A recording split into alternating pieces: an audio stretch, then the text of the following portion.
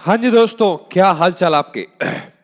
देखो, आज हम शुरू कर रहे हैं आपका new chapter which is accounting for insurance companies या फिर अकाउंट्स ऑफ इंश्योरेंस कंपनीज। इसका मतलब क्या होता है, इसमें क्या आपको करना है, बेसिकली मैं आपको बता दूं थोड़ा सा इंट्रोडक्शन देके कि डियर, इंश्योरेंस कंपनीज जो होती है ना, इंश्योरेंस कंपनीज इंडिया में, वो अभी भी इंश्योरेंस कंपनीज जो है उनका जो बिजनेस है वो बहुत कम सेगमेंट का बिजनेस है। सर, कम सेगमेंट का मतलब आज भी हिंदुस्तान में डियर बहुत कम परसेंटेज ऑफ लोग हैं, there are very few percentage of people जो इंश्योरेंस करवाते हैं या फिर इंश्योरेंस को लेते हैं। अब सबसे पहले तो इंश्योरेंस वर्ड का मतलब क्या होता है, और फिर आपकी इंश्योरेंस कंपनीज बेसिकली करती क्या है, किस बिजनेस को करती हैं, ताकि आप उनके अकाउंट्स को प्रिपेयर कर पाओ। और उसमें आपको टॉपिक्स कौन कौन से कवर करने हैं वो मैं आपको बताऊंगा थोड़ी देर में, बट उससे पहले थोड़ा सा छोटा सा इंट्रोडक्शन ले लो आपकी इंश्योरेंस कंपनीज का। तो पहले मेरे साथ लिखो डियर, यहां पे लिखो, यहां पे इंश्योरेंस। सबसे पहले लिखो इंश्योरेंस का meaning. Insurance, insurance it is a technique, it is a technique of risk management, of risk management. ये बेसिकली रिस्क मैनेजमेंट की डियर एक टेक्निक होती है। कैसे होती है अभी मैं आपको एग्जांपल देके बताऊंगा, बट इसमें लिखो दूसरा point, it is a contract, it is a contract in which an individual, it is a contract in which an individual receives financial protection or financial protection or reimbursement, financial protection or reimbursement against possible losses, against possible losses। अब जो भी आपने यहां पे लिखा, meaning लिखा, उसको practically समझते हैं कि ये काम कैसे करता है। ठीक है, देखो, अब जरा लिखना बंद कर दो डियर, लिखना बंद कर दो, सामने देखो। मान लेते हैं आपके पास ना एक आदमी है, मान लो इंडिविजुअल वन। ठीक है, एक इंसान है इंडिविजुअल वन, और यहां पे इंडिविजुअल टू, और यहां पे इंडिविजुअल थ्री। ये तीन लोग हैं आपके पास। इन तीनों ने क्या किया, कुछ छोटा छोटा अमाउंट कंट्रीब्यूट किया। स्मॉल अमाउंट इन्होंने क्या किया, यहां पे कंट्रीब्यूट किया, कंट्रीब्यूटेड। इस स्मॉल अमाउंट को डियर हम कहते हैं आपका इंश्योरेंस का प्रीमियम। ठीक है, इंश्योरेंस प्रीमियम। ये प्रीमियम दिया जाता है आपकी इंश्योरेंस कंपनी को, इंश्योरेंस कंपनी को। और इंश्योरेंस कंपनी के पास एक फंड इकट्ठा हो जाता है जिसको बोलते हैं इंश्योरेंस फंड, इंश्योरेंस फंड। अब अगर इन तीनों इंडिविजुअल में से किसी को भी लॉस होता है फ्यूचर में, मान लेते हैं आपका पहला इंडिविजुअल जो है ना, इसको लॉस हो जाता है, इंडिविजुअल जो वन है आपका, इंडिविजुअल वन इनकर्स लॉस, इसको एक लॉस हो जाता है, तो इंश्योरेंस कंपनी क्या करती है, जो इंश्योरेंस के फंड में पैसा इकट्ठा हुआ है, यहां पे ये तीन लोग नहीं है बेसिकली, ये 30 लाख लोग भी हो सकते हैं, 3 करोड़ लोग भी हो सकते हैं। यानी कि ये जो लोग हैं ये आपके लैक्स में भी हो सकते हैं और आपके करोड़ों में भी हो सकते हैं। ठीक है, तीन लोग नहीं, मैंने तो छोटा सा एग्जांपल लिया है कि तीन लोगों ने पैसा कंट्रीब्यूट किया। 30 लाख, 3 करोड़, 30 करोड़ लोग भी हो सकते हैं। इन करोड़ों लोगों ने जब कंपनी को प्रीमियम के तौर पे एक छोटा सा अमाउंट कंट्रीब्यूट किया था, तो कंपनी के पास पैसा इकट्ठा हो गया इंश्योरेंस फंड के नाम पे। अब अगर किसी इंडिविजुअल को यहां पे लॉस बियर करना पड़ता है, तो कंपनी क्या करती है, उसी फंड में से डियर, उसी फंड में से इस आपके लॉस को झेलने के लिए कंपनी आपका अमाउंट जो है, यानी कि इंश्योरेंस क्लेम के नाम से, इंश्योरेंस क्लेम के नाम से इस इंडिविजुअल को पैसा दे दिया जाता है। ठीक है, यानी कि यहां पे इसको एक तरीके से आप कह सकते हो प्रोटेक्शन, प्रोटेक्शन या फिर रीइंबर्समेंट, इसको रीइंबर्समेंट इसको जो है दे दिया जाता है। इस पूरे प्रोसेस को बोला जाता है यहां पे आपका इंश्योरेंस का बिजनेस। यानी कि इन सिंपल लैंग्वेज डियर, अगर मैं थोड़ा सा और प्रिसाइज वे में यहां पे आपको लिखवाऊं, तो इसका मतलब होता है इंश्योरेंस, इंश्योरेंस बिजनेस जो है, insurance business insurance business is a business of averaging risk. Averaging risk.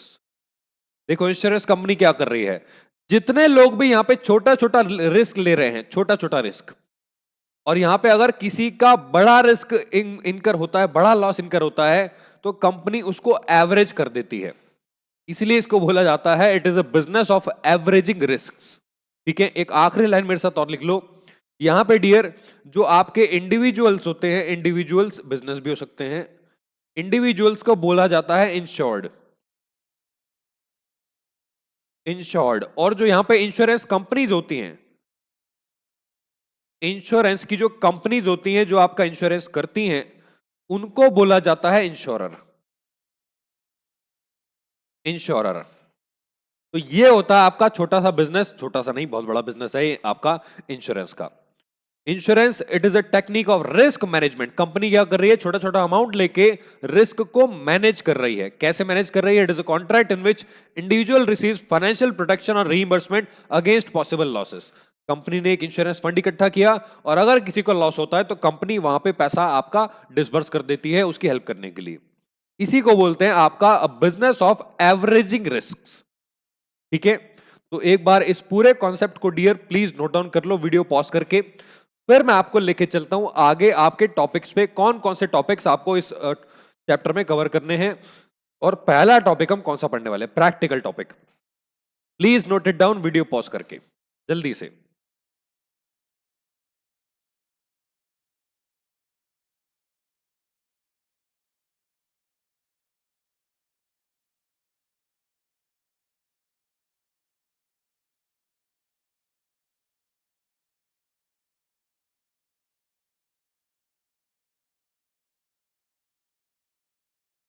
All right dear, I hope आपने इसको नोट कर लिया है। उम्मीद करता हूं आपने जो है इसको नोट कर लिया है। अब हम आपको लेके चलते हैं आगे। आ जाओ मेरे साथ, आ जाओ।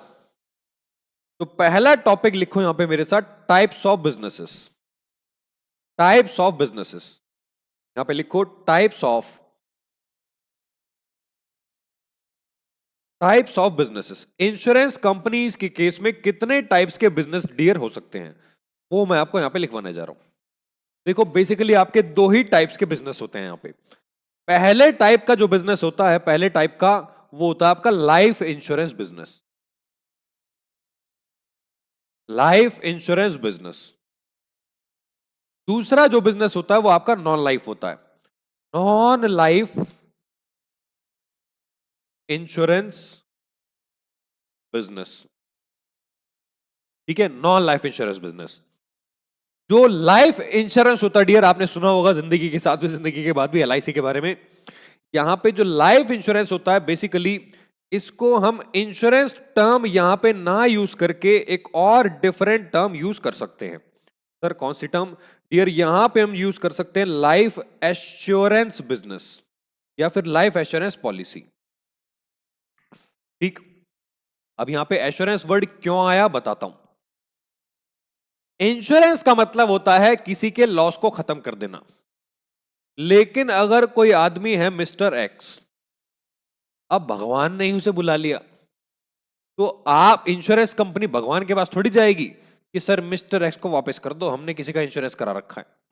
मिस्टर एक्स तो गए। तो यहां पे डियर लाइफ इंश्योरेंस बिजनेस के केस में आदमी तो वापस नहीं आता, लेकिन उसकी फैमिली को एक एश्योरिटी दे दी जाती है, उसको श्योरिटी दे दी जाती है फैमिली को या फिर नॉमिनीज को, कि आपके अगर किसी भी रिलेटिव का यहां पे मतलब जिसका इंश्योरेंस हो रखा है, अगर उसकी डेथ होती है तो उस केस में आपको एक एश्योर्ड अमाउंट दे दिया जाएगा। इसीलिए इसको यहां पे एश्योरेंस वर्ड भी यहां पे यूज किया जाता है।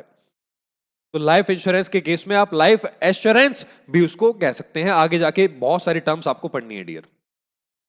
इस चैप्टर में कुछ ऐसी बहुत सारी टर्म्स हैं, नई नई टर्म्स हैं जो आपको सीखने को मिलेंगी, लेकिन पहली क्लास में एक्सपेक्ट मत करना कि मैं सारी चीजें बता दूंगा। तब भी पहली क्लास में हम पूरा प्रैक्टिकल टॉपिक करेंगे, लेकिन उसमें सारी चीजें सीखने की जरूरत नहीं है। मैं बताऊंगा आपको कब क्या सीखना है। ठीक है, तो जैसे जैसे मैं बताऊंगा बस वैसे वैसे मेरे साथ चलते रहो। तो ये था आपके दो टाइप्स के बिजनेस। अब लाइफ इंश्योरेंस बिजनेस का तो आपने दूसरा नाम लिख दिया। सर क्या नॉन लाइफ इंश्योरेंस भी कोई आपका इंश्योरेंस पॉलिसी होती है? इसका भी कोई दूसरा नाम होता है? यस, इसको हम बोलते हैं डियर यहां पे जनरल इंश्योरेंस। इसको हम क्या कहते हैं? आपका जनरल इंश्योरेंस। General insurance. और ये जो जनरल इंश्योरेंस होता है ये बेसिकली 5 टाइप्स में डिवाइडेड होता है। 5 टाइप्स में, ठीक है। वैसे तो मेन टाइप्स 3 होती हैं आपके मॉडल के अकॉर्डिंग, बस 5 टाइप्स भी आपको दे रखी हैं, ठीक है। तो यहां पे जनरल इंश्योरेंस आपकी 5 कैटेगरी में डिवाइडेड होता है। पहला, पहला लिखो इसमें, फायर। फायर इंश्योरेंस, आग लगने की वजह से जो नुकसान होता है उसको बोलते हैं फायर इंश्योरेंस। दूसरा, दूसरा लिखो marine insurance. Marine insurance, dear marine का मतलब होता है, आपने सबमरीन देखा होगा या फिर जहाज देखे होंगे, या फिर आपने एक सबमरीन देखी होगी जो पानी के अंदर अंदर आपकी चली जाती है, ठीक है। तो यहां पे जो आपके शिप्स होते हैं और जो आपके मरीन होते हैं वो सबसे ज्यादा रिस्की बिजनेसेस में से एक होते हैं। अरे आप मुझे बताओ, आप समुद्र में, आप यहां से इंडिया से मान लो आप जा रहे हो समुद्र के रास्ते होते हुए, मान लो किसी और आपके कंट्री में अब जो समुद्र है वो तो बहुत बड़ा है, जहाज में मोटर लगी हुई है, ठीक है, इसमें मान लो 200 तो 500 लोग हैं। क्या गारंटी है कि ये जहाज सही सलामत दूसरी कंट्री में पहुंच जाएगा? कोई गारंटी नहीं, जीरो, बहुत एक नैरो परसेंटेज भी नहीं है, पूरी पॉसिबिलिटी है कि जहाज डूब जाए। तो यहां पे डियर मैं आपको बता दूं, मरीन इंश्योरेंस के केस में 100% प्रोविजन बनाया जाता है, ठीक है। आपने शायद बैंकिंग चैप्टर अगर नहीं पढ़ा है तो आपको याद होगा, जो लॉस एसेट्स होती हैं उसमें 100% प्रोविजन बनाया जाता है। मरीन इंश्योरेंस में भी 100% रिस्क लिया जाता है, क्योंकि डूबने की पॉसिबिलिटी पूरी है, और वहां पे डूबा तो भैया आदमी भी खत्म होंगे और आपका पैसा भी जाएगा। तो एक मरीन इंश्योरेंस होता है जो कि बहुत रिस्की टाइप का बिजनेस है, वहां पे आपका इंश्योरेंस कराया जाता है। अब तीसरे टाइप का बिजनेस जो जनरल के अंदर आता है, तीसरा मेडिकल। मेडिकल आपका इंश्योरेंस, आपने देखा होगा आज के टाइम पे जो है मेडिकल इंश्योरेंस बढ़ गया है, और मेडिक्लेम पॉलिसीज जिसको हम हेल्थ इंश्योरेंस भी कहते हैं वो आपका सामने आ रहा है। हर कंपनी ऑलमोस्ट हेल्थ इंश्योरेंस अपने एम्प्लॉइज को चार्जेस काटने के बाद फ्री में दे देती है। सर चार्जेस काटने के बाद फ्री में दे देती है, यही तो राज है कॉर्पोरेट्स का, चार्जेस काटती है फिर फ्री में दे देती है। हाँ, ठीक है, आगे आ जाओ। चौथे टाइप का बिजनेस डील, चौथे टाइप का motor vehicle. Motor vehicle business, motor vehicle business, ठीक है। इसके अलावा होता है आपका अदर्स। पांचवें टाइप में लिखो आपका अदर्स। अदर्स, अब यहां पे डियर जो बेसिकली आपके पहले 2 टाइप्स के बिजनेस हैं वो तो चलो ठीक, बाकी टाइप्स जो होती हैं डियर वो आपके एक्सीडेंटल में कवर होती हैं। एक्सीडेंटल आपके इंश्योरेंस में। तो अगर आपसे क्वेश्चन पूछे कितने टाइप्स के इंश्योरेंस होते हैं, मेनली 3 टाइप्स के, फायर, मरीन, एक्सीडेंटल। तो चाहे आप मेडिकल कराओ, चाहे आप मोटर व्हीकल कराओ, चाहे अदर्स कराओ, वो सारे आपके एक्सीडेंटल के केस में आएंगे। डियर मरीन को अलग कैटेगरी में इसलिए रखा गया है क्योंकि ये अपने आप में एक बहुत ही रिस्की टाइप का बिजनेस होता है, ठीक। मेडिकल में आप जानते हो एक्सीडेंट अगर होते हैं, एक्सीडेंट का मतलब वो वाला एक्सीडेंट नहीं, लेकिन यहां पे मेडिकल इमरजेंसी भी एक एक्सीडेंट ही होती है। तो 3 मेन टाइप्स के आपके बिजनेस होते हैं और आपके 5 टोटल टाइप्स के जनरल इंश्योरेंस हो सकते हैं, ठीक है। अब डियर यहां पे हम देखते हैं इस चैप्टर के अंदर अपने को पढ़ना क्या क्या है। तो पहले एक काम करो, फ्रेश पेज निकाल लो यहां तक लिखने के बाद, ठीक है। फिर हम लिखते हैं आपके topics.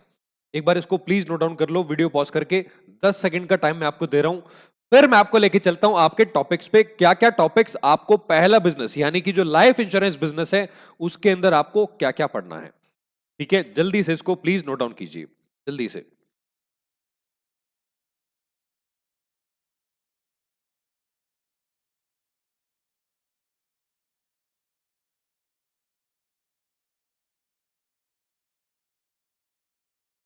All right dear, I hope आपने इसको नोट कर लिया है। सर इतनी जल्दी कैसे नोट कर ले? तो लल्लू लाल ये कौन से बहुत सारे आइटम थे, इतनी तेज स्पीड होनी चाहिए आपकी कि वीडियो पॉज करके आप सारी चीजें जल्दी से नोट कर पाए, ठीक है। अब आ जाओ मेरे साथ, लिखो यहां पे टॉपिक्स टू बी कवर्ड। सबसे पहले तो आप हेडिंग डाल दो पहला लाइफ इंश्योरेंस बिजनेस का, लाइफ इंश्योरेंस या फिर एश्योरेंस का बिजनेस, लाइफ इंश्योरेंस या फिर एश्योरेंस बिजनेस। अब इसके अंदर लिखो टॉपिक्स, इसके अंदर लिखो आपके टॉपिक्स, टॉपिक्स। इसमें जो पहला टॉपिक आपको पढ़ना है वो है आपका computation of life assurance fund. आपको लाइफ एश्योरेंस फंड का जो बैलेंस है वो निकालना होता है, कैसे निकालना है वो हम देखेंगे आगे। दूसरा लिखो, दूसरा preparation of valuation balance sheet, valuation balance sheet. ठीक है, आपको एक वैल्यूएशन बैलेंस शीट बनानी होती है। सर किस चीज का वैल्यूएशन, आगे देखेंगे। तीसरा लिखो, तीसरा distribution of surplus, distribution of surplus. इसमें जो ये वाले दोनों टॉपिक्स हैं एडीआर आपको साथ में पढ़ाए जाते हैं टुगेदर, क्योंकि वैल्यूएशन बैलेंस शीट से सरप्लस निकलता है और उस सरप्लस का डिस्ट्रीब्यूशन होता है। ठीक, हाँ सर। उसके बाद है डियर आपका आखिरी में कुछ नहीं, बाकी बची हुई थोड़ी सी थ्योरी जो कि हम आपके अगले टाइप के बिजनेस में कवर कर लेंगे। तो बेसिकली यहां पे कुछ भी नहीं बचता, यहां पे कुछ मत लिखो, ठीक है, छोड़ दो, यहां पे छोड़ दो। अब दूसरा जो टॉपिक आपको कवर करना है, दूसरे टाइप का बिजनेस, वो है आपका general insurance business, general insurance आपका बिजनेस। ये हम करेंगे आपके बाद में, पहले हम कवर करते हैं आपका लाइफ इंश्योरेंस बिजनेस और आपका पहला topic which is computation of life assurance fund. मैं धीरे धीरे करके आपको कुछ टर्म्स बताऊंगा टॉपिक के साथ साथ, तो आपको समझनी है डियर। ठीक है, थ्योरी आपकी मतलब ये लगा लो 50 to 80% थ्योरी आपके प्रैक्टिकल के साथ ही खत्म हो जाएगी, जो बचेगा वो एंड में कवर कर लेंगे। कुछ कुछ डेफिनेशंस होती हैं इसके अंदर। ठीक है, तो अब एक काम करो, इसको लिखो टॉपिक्स को, और पहला हेडिंग जो है डियर फिर से डाल दो। पहला हेडिंग यहां पे लिखो आपका पहला टॉपिक, ये वाला हेडिंग फिर से डाल दो आपका, statement showing life assurance fund, life assurance fund, ये हेडिंग डाल दो। सर आपने तो कैलकुलेशन कहा था, अरे कुछ भी डाल दो यार, स्टेटमेंट डाल दो, कैलकुलेशन डाल दो, एक ही बात होती है। ठीक है, जल्दी से इसको लिखो, फिर मैं आपको लेके चलता हूं आपके पहले टॉपिक पे।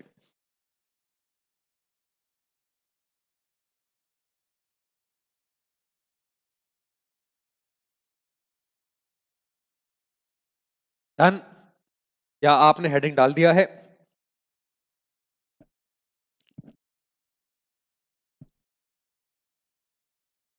ऑल राइट डियर, अब आ जाओ मेरे साथ। देखो देखो, लाइफ एश्योरेंस फंड बेसिकली क्या होता है मैं आपको बता देता हूं। ठीक है, बता देता हूं। मैंने आपको थोड़ी देर पहले कहा था, थोड़ी देर पहले एक छोटा सा एग्जांपल दिया था कि एक इंडिविजुअल है, इंडिविजुअल 1, फिर इंडिविजुअल 2, इंडिविजुअल 3। इन्होंने क्या किया, छोटा छोटा अमाउंट कंट्रीब्यूट किया, और कंट्रीब्यूट करने के बाद कंपनी के पास एक फंड इकट्ठा हुआ। इस फंड का नाम है यहां पे लाइफ एश्योरेंस फंड। ये लाइफ एश्योरेंस फंड जो होता है बेसिकली कंपनी के लिए एक रेवेन्यू आइटम होता है। इसमें से अगर कंपनी कोई क्लेम देती है तो वो इसमें से माइनस होता है। क्लेम देने के बाद डियर जो निकल के आता है वो आता है आपका balance of life assurance fund. यही आपका क्वेश्चन है बस। मतलब सिंपल लैंग्वेज में एक बार इसमें लिखो मेरे साथ, एक बार एक लिखो, फिर मैं आपको स्टेटमेंट बनवाता हूं। एक लाइन लिख लो, बस एक लाइन लिख लो, एक लाइन इसमें लिखो, लिखो रेवेन्यू आइटम्स आर, या फिर इसमें लिखो revenue incomes are added, revenue incomes are added and revenue expenses revenue expenses are deducted to calculate the balance of life assurance fund. Life assurance fund मतलब आप क्या करते हो, जो भी आपके रेवेन्यू आइटम्स होते हैं, जो इनकम होती हैं, प्रीमियम्स आपको मिलते हैं, वो आप ऐड कर देते हो, जो क्लेम्स आपको पे करने होते हैं वो आप माइनस कर देते हो, निकल के आता है आपका लाइफ एश्योरेंस फंड का बैलेंस। तो स्टेटमेंट बनाओ मेरे साथ, एक स्टेटमेंट यहां पे डियर मेरे साथ एक स्टेटमेंट बनाओ। स्टेटमेंट का फॉर्मेट बहुत सिंपल रहेगा आपका, बड़ा सा पर्टिकुलर्स और आखिरी में आपका अमाउंट। ठीक है, बड़ा सा पर्टिकुलर्स और आखिरी में आपका अमाउंट। ये एक स्टेटमेंट है, इसका कोई फॉर्मेट फिक्स नहीं है, आप बिना इस फॉर्मेट के भी कर सकते हो। सबसे पहले रेवेन्यू आइटम, ठीक है, तो आपको क्या दिया होगा, पिछले साल का ओपनिंग बैलेंस रेवेन्यू का दिया होगा। तो सबसे पहले यहां पे आएगा balance of life assurance fund, life assurance fund as on 31 March 2000। Year ये आपको प्रीवियस ईयर का बैलेंस क्वेश्चन में दिया होगा, एक गिवन रहता है। ठीक है, जैसे एक छोटा सा एग्जांपल ले लेते हैं, मान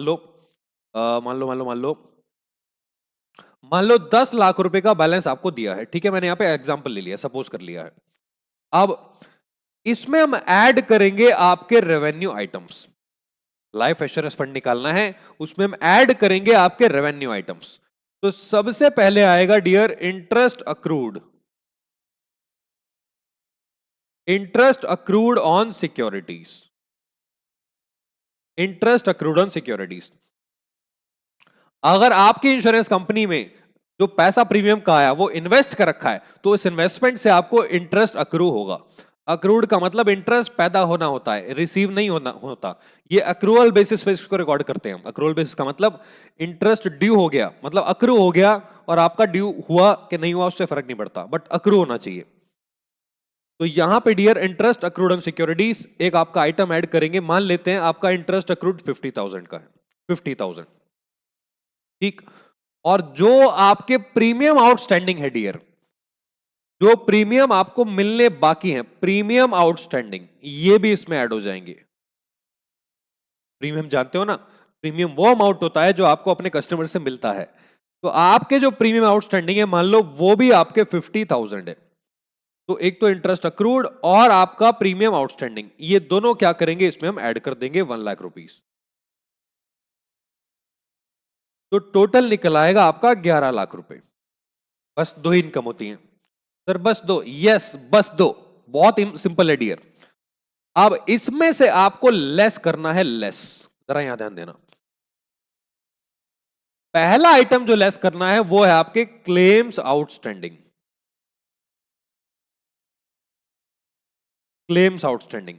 अब डियर जरा लिखना बंद कर दो, लिखना बंद कर दो, इधर देखो, इधर मैंने आपको बताया प्रीमियम इनकम है, क्लेम आपके आपके लायबिलिटी है या फिर आपका एक्सपेंस है।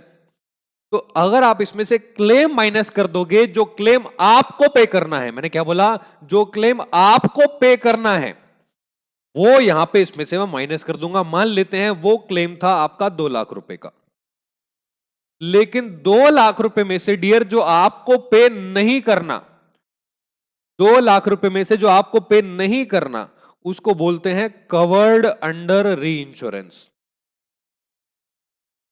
कवर्ड अंडर री इंश्योरेंस। वो मान लेते हैं आपका यहां पे 1 लाख है। ठीक है, तो आप क्या करोगे, जो नेट पेमेंट आप अपने क्लेम्स की करोगे वो आप मात्र 1 लाख रुपए ही करोगे। सर ये कवर्ड अंडर री इंश्योरेंस का मतलब क्या होता है, बताता हूं डियर, आ जाओ इधर। अभी लिखना मत, कुछ भी मत लिखना, ठीक है, कुछ भी मत लिखना, इधर आ जाओ। यहां पे मेरे साथ एक हेडिंग डाल दो, री इंश्योरेंस बिजनेस, री इंश्योरेंस बिजनेस। देखो बात को समझना, एक छोटा सा एग्जांपल ले रहा हूं। मान लो आपके पास एक फैक्ट्री है, या मान लो एक इंडिविजुअल है, individual mister x. Mister x ने क्या किया, मान लेते हैं आपका एक इंश्योरेंस पॉलिसी ली, ठीक है, इंश्योरेंस पॉलिसी।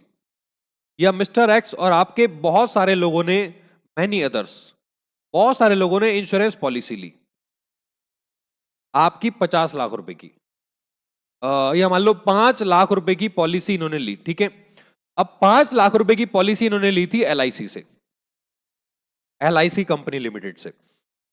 अब यहां पे डियर एलआईसी ने क्या किया यार, कि 5 लाख रुपए का अमाउंट तो बहुत ज्यादा है, हमें पे करना पड़ेगा, अगर ये इनमें से कुछ लोग भी टपक गए तो, अगर कुछ लोगों की भी डेथ हुई तो हमें बहुत ज्यादा लॉस बियर करना पड़ेगा। तो यहां पे एलआईसी ने क्या किया, एलआईसी ने जो इंश्योरेंस प्रीमियम रिसीव किया था, ये प्रीमियम नहीं है, ये क्लेम का अमाउंट है जो इनको पॉलिसी का अमाउंट पे करना है, जितनी पॉलिसी इन्होंने ली थी कस्टमर्स ने। एलआईसी ने क्या किया, इस 5 लाख के रिस्क को, इस 5 लाख के रिस्क को 50% रिस्क को ट्रांसफर कर दिया, ट्रांसफर कर दिया एक दूसरी कंपनी को। मान लो दूसरी कंपनी थी जनरल इंश्योरेंस कॉरपोरेशन,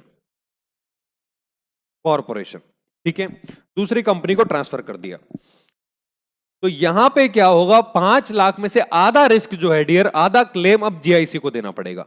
सर क्या ऐसा हो सकता है? यस, इसी बिजनेस को री इंश्योरेंस बिजनेस कहते हैं।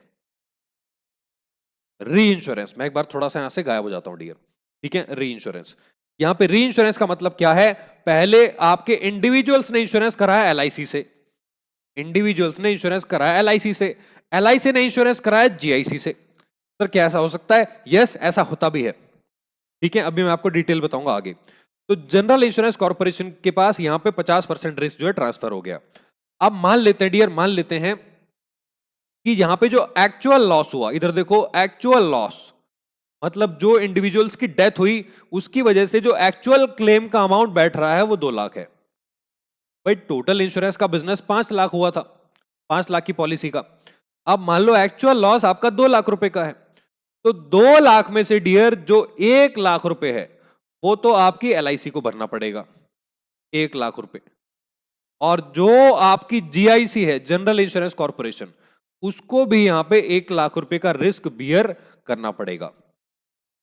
तो डियर इसी प्रोसेस को कहते हैं आपका री इंश्योरेंस बिजनेस, यानी कि एक इंश्योरेंस का दोबारा से इंश्योरेंस करा देना। क्या ऐसा पॉसिबल है? यस। इंडिया में जो री इंश्योरेंस कंपनीज है डियर, वो आपकी मैं नाम बता देता हूं आपको। एक तो आपकी जीआईसी हो गई, जनरल इंश्योरेंस कॉर्पोरेशन, एक आपकी एक वो है लॉयड, लॉयड्स, लॉयड्स आपका क्या नाम है इसका, इंडिया। ऐसी और भी बहुत सारी कंपनीज हैं, लेकिन इंडिया में ज्यादा कंपनीज नहीं है री इंश्योरेंस की, कुछ ही है, गिनी चुनी 2 4 5 कंपनी होंगी, गिनी चुनी। तो यहां पे डियर री इंश्योरेंस के केस में क्या होता है, जो खुद एक इंश्योरेंस कंपनी दूसरी कंपनी पे अपना रिस्क ट्रांसफर कर देती है, तो जो प्रीमियम वो रिसीव करेगी आप इन क्लाइंट से, उसका प्रीमियम भी आपको दूसरी कंपनी को देना पड़ेगा, यानी कि रेवेन्यू भी शेयर करना पड़ेगा, ठीक है। तो यहां पे डियर ये था आपका बिजनेस। अब देखो यहां पे एलआईसी को 1 लाख का नुकसान हुआ, यही 1 लाख का जो लॉस है डियर, इसी को, सॉरी, यहां पे जो जीआईसी को आपने ट्रांसफर कर दिया, ट्रांसफर, इसी को री इंश्योरेंस कहा जाता है। और यही 1 लाख रुपए मैंने ऊपर आपका माइनस किया है, कवर्ड अंडर री इंश्योरेंस, ठीक है। तो यहां पे ब्रैकेट में लिख दो एग्जाम्पल आपका 1, ठीक है, ये एग्जाम्पल 1 ले लो, एग्जाम्पल 1, एग्जाम्पल 1, ठीक। डियर इसको जो मैं थोड़ा सा ना नीचे ट्रांसफर कर देता हूं, अदरवाइज यहां पे लिखने में मेरे को प्रॉब्लम आएगी।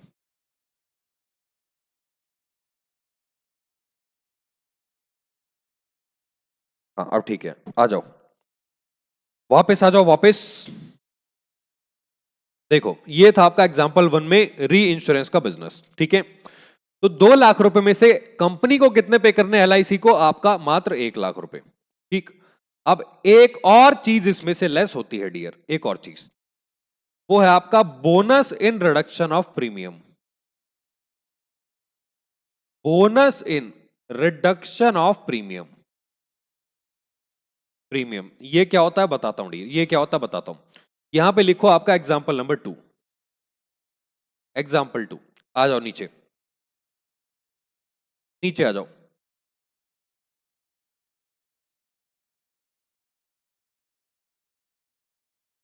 एग्जाम्पल नंबर 2, एग्जाम्पल किसका है? Bonus in reduction of premium का, रिडक्शन ऑफ प्रीमियम का। देखो, जो लाइफ इंश्योरेंस का बिजनेस होता है उसमें डियर प्रॉफिट्स की परसेंटेज बहुत ज्यादा होती है, रिस्क भी बहुत ज्यादा होता है, इसलिए प्रॉफिट भी बहुत ज्यादा है। तो यहां पे जो आपका IRDA है, insurance regulatory development authority of India, जो इंश्योरेंस कंपनीज को रेगुलेट करता है, वो कहता है भैया आपको मैक्सिमम जो आपका प्रॉफिट है वो अपने पॉलिसी होल्डर्स को बांट देना है, ताकि जिसने पॉलिसी ले रखी है उसको फायदा पहुंचे। कैसे बताता हूं। मान लो एक आदमी है यहां पे मिस्टर एक्स, इसने क्या किया, इसने प्रीमियम पे किया, पेड प्रीमियम। आपका मान लेते हैं इसने 10,000 का प्रीमियम पे किया, किसको, LIC को। ठीक। अब डियर हुआ क्या कि इस 10 नहीं, इसको 50,000 ले लो, 50,000 का प्रीमियम पे किया, ठीक है। अब LIC ने क्या किया, अगले साल एक बोनस डिक्लेयर किया, बोनस डिक्लेयर्ड। आपका मान लो 10,000 रुपीज का बोनस यहां पे इंश्योरेंस कंपनी ने डिक्लेयर किया कि हर पॉलिसी होल्डर को 10,000 रुपए दिए जाएंगे।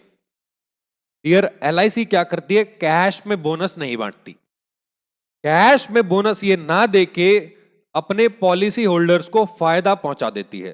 कैसे, प्रीमियम के रिडक्शन में। भाई प्रीमियम तो इसको हर साल पे करना पड़ेगा, तो फर्स्ट ईयर में इसने कितना पे किया, 50,000। अब जब सेकेंड ईयर आएगा डियर, सेकेंड ईयर में जो आपका प्रीमियम 50,000 का था, तो यहां पे ये जो 10,000 का बोनस है, इस बोनस से क्या होगा, इसका प्रीमियम रिड्यूस हो जाएगा। यानी कि bonus in reduction of premium, in reduction of premium, इससे बोनस आपका रिड्यूस हो जाएगा आपके 10,000 से। तो यहां पे पॉलिसी होल्डर को कितनी पेमेंट करनी पड़ेगी, आपकी 40,000। लेकिन आप इंश्योरेंस कंपनी का बिजनेस कर रहे हो, तो आप किसकी तरफ से सोचोगे, सर इंश्योरेंस कंपनी की तरफ से। भाई अगर आप LIC होते तो ये तो नुकसान हो गया ना अपना। यस, इसी नुकसान की बात मैं कर रहा हूं डियर। ये जो bonus in reduction of premium है डियर, ये आपके लिए एक एक्सपेंस होता है, expense, expense for an insurance company. इसीलिए इस एक्सपेंस को ऊपर हम क्या कर रहे हैं, आपके रेवेन्यू में से माइनस कर रहे हैं।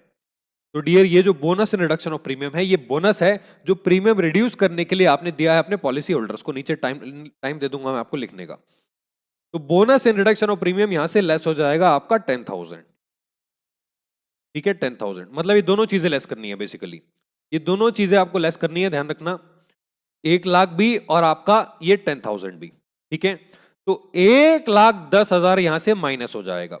माइनस करने के बाद बताओ कितना बचेगा, ये आ रहा आपका 9,90,000। इसी को बोलते हैं आपका balance of life assurance fund, balance of life assurance fund. तो ये था आपका स्टेटमेंट जिसमें आपने निकाला लाइफ एश्योरेंस फंड का बैलेंस। पूरा एक बार फिर से समझा देता हूं डियर, पूरा एक्सप्लेन कर रहा हूं मैं फिर से। सबसे पहले यहां पे बैलेंस, ओपनिंग बैलेंस आएगा आपके लाइफ एश्योरेंस फंड का, ये क्वेश्चन में आपको ऑलरेडी गिवन होता है, ये क्वेश्चन में आपको ऑलरेडी गिवन होता है। उसके बाद आएगा आपका दो तरीके की इनकम, पहला इंटरेस्ट अक्रूड ऑन सिक्योरिटीज, ये भी गिवन होती है, प्रीमियम आउटस्टैंडिंग, ये भी गिवन होता है। तो ये दोनों आइटम्स आपको जो है गिवन रहते हैं। ठीक, तो इंटरेस्ट अक्रूड ऐड किया और प्रीमियम आउटस्टैंडिंग जो आपको मिलने वाला है वो ऐड किया। टोटल इनकम आपकी आ गई 11 लाख रुपए की। टोटल इनकम यहां पे आ गई आपकी 11 लाख रुपए की डियर, 11 लाख रुपए की। अब ये जो 11 लाख की इनकम आई, इसमें हम इसमें हम लेस करेंगे आपके दो तरीके के एक्सपेंसेस। पहला, क्लेम्स आउटस्टैंडिंग। मान लो आपको क्लेम पे करने थे 2 लाख रुपए के, ठीक, क्लेम पे करने थे 2 लाख रुपए के, बट उसमें से आपने री इंश्योरेंस करा रखा है, यानी कि रिस्क ट्रांसफर कर दिया, तो ये आपको पे नहीं करना। तो कितना पे करना है, 1 लाख रुपए। री इंश्योरेंस वाला कवरेज माइनस हो जाएगा। उसके बाद bonus and reduction of premium आपने कितना पे किया, 10,000। टोटल पेमेंट कितनी करी, 1,10,000। निकल के आएगा आपका balance of life assurance fund 9,90,000। अब वीडियो पॉज करके एक बार प्लीज इसको आप नोट डाउन कर लीजिए, फिर मैं आपको 10 सेकंड में लेके चलता हूं आगे, नीचे वाला पार्ट भी नोट डाउन करने का टाइम मैं आपको दे दूंगा। प्लीज नोट इट डाउन जल्दी से इसको आपको नोट करना है।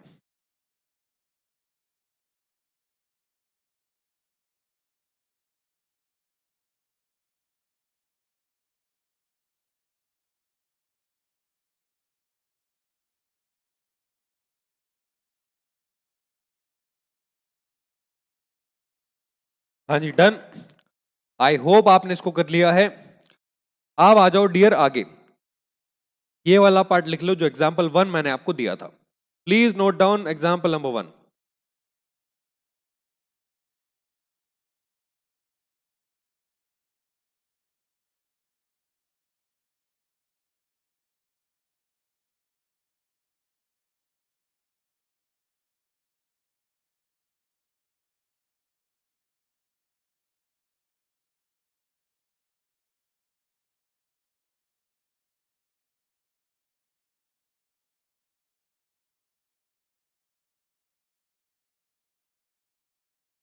ऑल राइट, आई होप आपने इसको नोट कर लिया है। I hope you have noted it down. अब लिखो डियर आपका आखिरी एग्जाम्पल, यानी कि आपका एग्जाम्पल नंबर 3। तो एग्जाम्पल नंबर 3 जल्दी से note it down. Sorry, example number 2, मैंने 3 बोल दिया।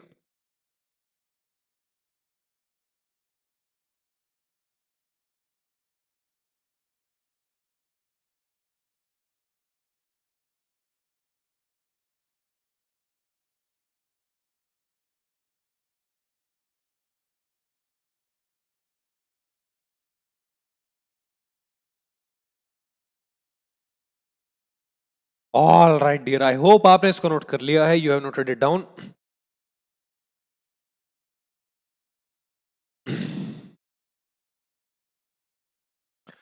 सर, ऐसा भी होता है क्या कि लाइफ इंश्योरेंस करा लिया और कि डेथ हुई नहीं किसी की?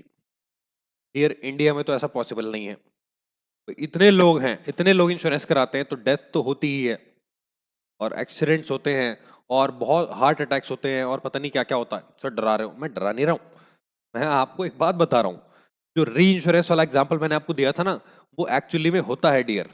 और इंडिया की सबसे बड़ी री इंश्योरेंस कंपनी है जीआईसी। आप गूगल पे जाके सर्च कर लेना उसका बिजनेस कैसा है, पता लग जाएगा आपको।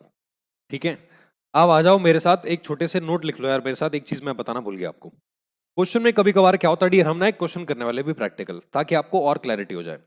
क्वेश्चन में कभी कभार क्या होता है, उसमें गिवन होता है, नोट में लिख लो, note, claims outstanding, claims outstanding are also known as claims intimated but not admitted. Claims intimated but not admitted. Sir ये क्या है, बताता हूं। मान लो जैसे एक्स ने इंश्योरेंस कराया एलआईसी से, ठीक, और एक्स के नॉमिनी उसके वाइफ है या उसके घर वाले हैं, फैमिली है, और इसने 5 करोड़ का इंश्योरेंस कराया था। अब किसी दुर्घटना की वजह से अनफॉर्चुनेटली मिस्टर एक्स की जो है डेथ हो गई, ठीक। तो यहां पे डियर जो एलआईसी है ना, एलआईसी, ये क्या होगा कि एलआईसी अगर एडमिट कर ले, सॉरी, अगर इंटीमेट एलआईसी को कर दिया जाए, मान लो किसी फैमिली मेंबर ने एलआईसी को इंटीमेट कर दिया कि सर जो मिस्टर एक्स थे हमारे फादर थे, या फिर हमारा बेटा था, या फिर वाइफ, सॉरी वाइफ तो कह रहा हूं, हस्बैंड थे, तो इनकी जो डेथ हो गई है, आप हमें ये 5 करोड़ का जो है क्लेम दे दीजिए। एलआईसी के पास खबर पहुंच गई, इसको बोला जाता है क्लेम इंटीमेटेड, यानी कि इंटीमेट कर दिया गया है एलआईसी को। अब एलआईसी क्या करेगा? एलआईसी करेगा डियर आपका, क्या करेगा? चेकिंग करेगा। एलआईसी चेकिंग करेगा आपकी फॉर्मेलिटीज, यानी कि जो भी डॉक्यूमेंटेशन प्रोसेस है, डॉक्यूमेंटेशन का प्रोसेस है वो कंप्लीट अभी नहीं हुआ है। तो हालांकि क्लेम तो देना ही पड़ेगा ना, लायबिलिटी तो है ही, तो इसी क्लेम को बोला जाता है claims intimated but not admitted. LIC ने एडमिट नहीं किया है कि आपको पेमेंट होगी, हाँ हो जाएगी वो मानते हैं, लेकिन अभी एडमिट कंपनी ने नहीं किया, इंटीमेट कर दिया है कि हाँ लायबिलिटी पैदा हो गई है। तो इस नाम से भी क्वेश्चन में ये आपको गिवन हो सकता है। ठीक है, लिख लो इसको नोट को, फिर आ जाओ मेरे साथ एक क्वेश्चन पे। जल्दी से नोट को लिखो, 10 सेकंड का टाइम है आपके पास, फिर आ जाओ मेरे साथ एक प्रैक्टिकल क्वेश्चन पे। जल्दी से प्रैक्टिकल क्वेश्चन पे। Claims outstanding are also known as claims intimated but not admitted.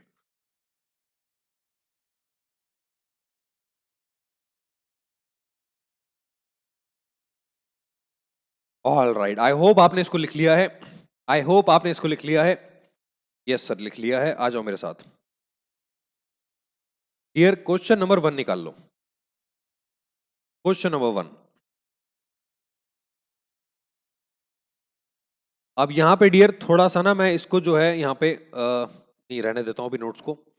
आपको क्वेश्चन में दिया है the revenue account, the revenue account of a life insurance company shows the life assurance fund as on 31st March 2026 as at 62,21,310। अच्छा, तो life assurance fund का balance आपको दे रखा है प्रीवियस ईयर का 62,21,310। Before taking into account the following items, in items को record करने से पहले आपको 62,21,310 रुपए का बैलेंस आपको लाइफ एश्योरेंस फंड का दे रखा है। पहला item, claims covered under reinsurance, ये आप जानते हो क्या होगा। Bonus utilized in reduction of premium, ये डियर आपका माइनस होगा। इंटरेस्ट अक्रूड ऑन सिक्योरिटीज, ये ऐड होगा। आउटस्टैंडिंग प्रीमियम ऐड होगा। Claims intimated but not admitted, ये आपके क्लेम्स आउटस्टैंडिंग है डियर। इस क्लेम आउटस्टैंडिंग में से जो री इंश्योरेंस का बिजनेस है 12,000 रुपए, वो माइनस किया जाएगा ताकि एक्चुअल आउटस्टैंडिंग क्लेम निकल आए। तो बस अब आप जानते हो आपको क्या करना है। अब आप जानते हो आपको क्या करना है डियर, मेरे साथ यहां पे बनाओ एक छोटा सा statement.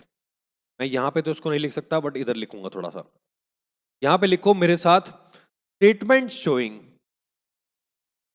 Statement showing life assurance fund, life assurance fund. देखो सारी चीजें मैं ना यहाँ पे लिख देता हूं, वैल्यूज बाद में डाल देंगे, क्योंकि सारी चीजें आपको सेम दी हैं जो मैंने आपको स्टेटमेंट में लिखवाई थी। सबसे पहले आपको दिया है यहां पे balance of life assurance fund as on 31st March 2026। Sorry मैंने रुपीज यहां पे लिख दिया, रुपीज ऊपर लिख देते हैं। आपको बैलेंस दिया है, पता नहीं कितना दिया अभी देख लेंगे। इसमें हम ऐड करेंगे डियर, ऐड, इसमें हम ऐड करेंगे यहां पे ऐड करने वाली चीजें। आपका पहला इंटरेस्ट अक्रूड ऑन सिक्योरिटीज,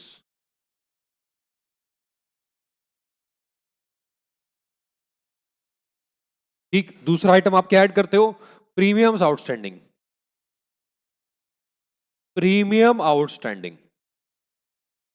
इन दोनों को ऐड करने के बाद जो निकल के आता है वो जो भी आएगा उसमें से हम लेस करेंगे, उसमें से हम यहां पे लेस कर देंगे, लेस क्लेम्स आउटस्टैंडिंग। यहां पे लिख दो claims intimated but not admitted. Dear यहां पे जो अमाउंट आएगा इसमें से भी हम लेस करेंगे, ध्यान देना, इसमें से भी हम लेस करेंगे क्लेम्स अंडर री इंश्योरेंस या फिर कवर्ड अंडर री इंश्योरेंस। लिख दो कवर्ड अंडर री इंश्योरेंस,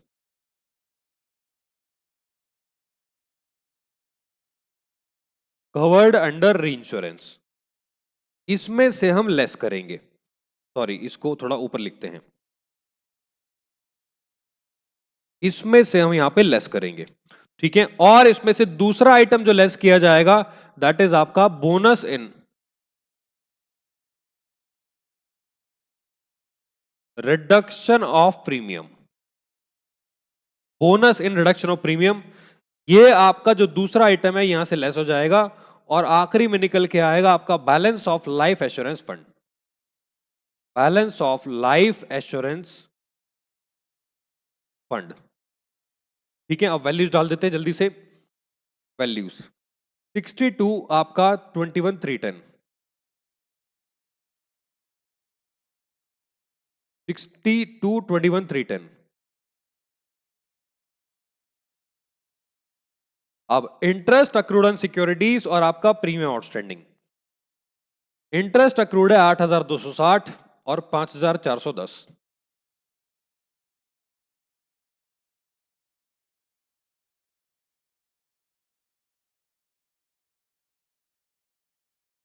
तो टोटल कर दो दोनों का कितना आ रहा है, 8260 और प्लस 5410, टोटल 13,670, 13,670 यहां पे ऐड कर देंगे, प्लस 62 21,310, 62 34,980, यहां पे हम इसको क्या कर देंगे, टोटल कर देंगे। अब इसमें से माइनस करेंगे claims intimated but not admitted, ये आपको गिवन है आखिरी में 26,500 और 12,000 का री इंश्योरेंस है।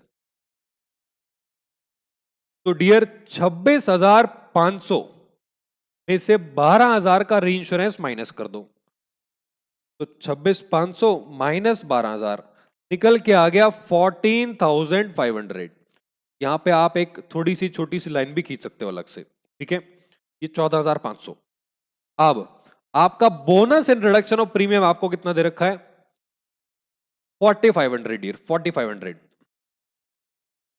तो 4,500 और 14,500 ये दोनों यहां से जो है लेस कर देंगे, यानी कि 19,000 आपका यहां से लेस हो जाएगा, 19,000 जो है यहां से आपका लेस हो जाएगा। ठीक, आप 62 34,980 में से 19,000 लेस कर दो, निकल के आ रहा है आपका 62,15,980। लो जी, ये था आपका पहला टॉपिक जो कि खत्म होता है आपका लाइफ एश्योरेंस फंड का। अब वीडियो पॉज करो, इसको एक बार प्लीज नोट डाउन कर लो, फिर हम चलते हैं आपके नेक्स्ट टॉपिक पे आराम से, ठीक है, प्लीज नोट इट डाउन।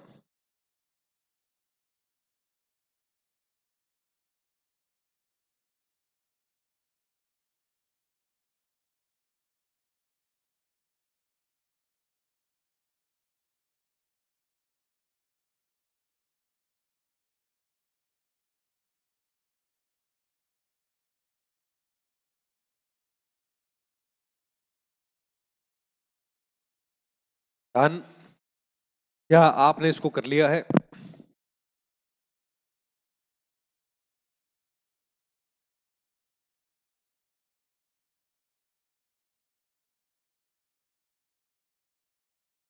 हाँ जी, आई होप आपने इसको नोट कर लिया है डियर। अब आ जाओ मेरे साथ अपने नेक्स्ट टॉपिक पे, नेक्स्ट टॉपिक पे आ जाओ, यहां पे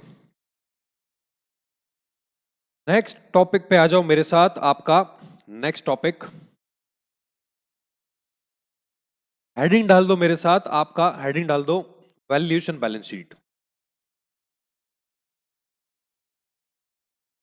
all right dear, please put down the heading valuation balance sheet. Valuation balance sheet, ये आपका सेकंड टॉपिक है आपके लाइफ इंश्योरेंस बिजनेस का। अब वैल्यूएशन बैलेंस शीट क्या होती है बताता हूं, पहले मेरे साथ डियर इसका आपका फॉर्मेट बनाओ। इसमें लिखो टू कैलकुलेट एक्चुअल प्रॉफिट और लॉस, एक्चुअल प्रॉफिट और loss, valuation balance sheet is prepared.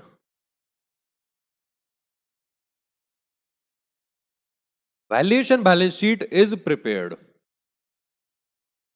Valuation balance sheet is prepared. तो यहां पे फॉर्मेट बनाओ मेरे साथ, valuation balance sheet as on, ये आपको डेट जो भी क्वेश्चन में गिवन होगी डियर, ठीक है, छोटी सी बैलेंस शीट बनाओ मेरे साथ यहां पे।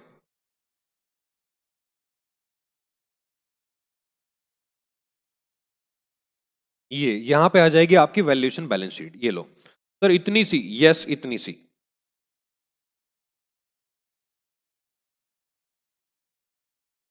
सर इसमें क्या एसेट्स और लायबिलिटीज आती हैं? नहीं डियर, ये वैल्यूएशन बैलेंस शीट है, ये नॉर्मल बैलेंस शीट नहीं है। इसमें क्या आता है भी बताऊंगा मैं आपको।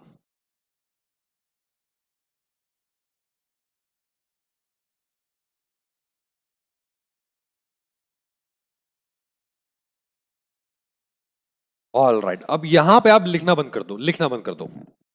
इसका मतलब क्या होता है बताता हूं पहले। ऊपर आपने जो भी टॉपिक पढ़ा था वो था लाइफ एश्योरेंस फंड। वहां पे लाइफ एश्योरेंस फंड में आपने रेवेन्यू आइटम्स में से एक्सपेंसेस माइनस किए, तो नॉर्मली आपका प्रॉफिट निकल आना चाहिए।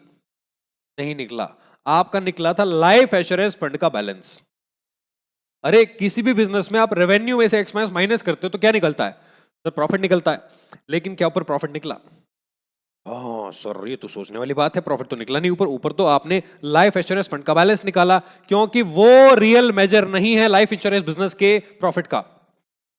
लाइफ इंश्योरेंस फंड का बैलेंस तो वो बैलेंस है जो आपके पास बचा हुआ है, प्रॉफिट थोड़ी है वो।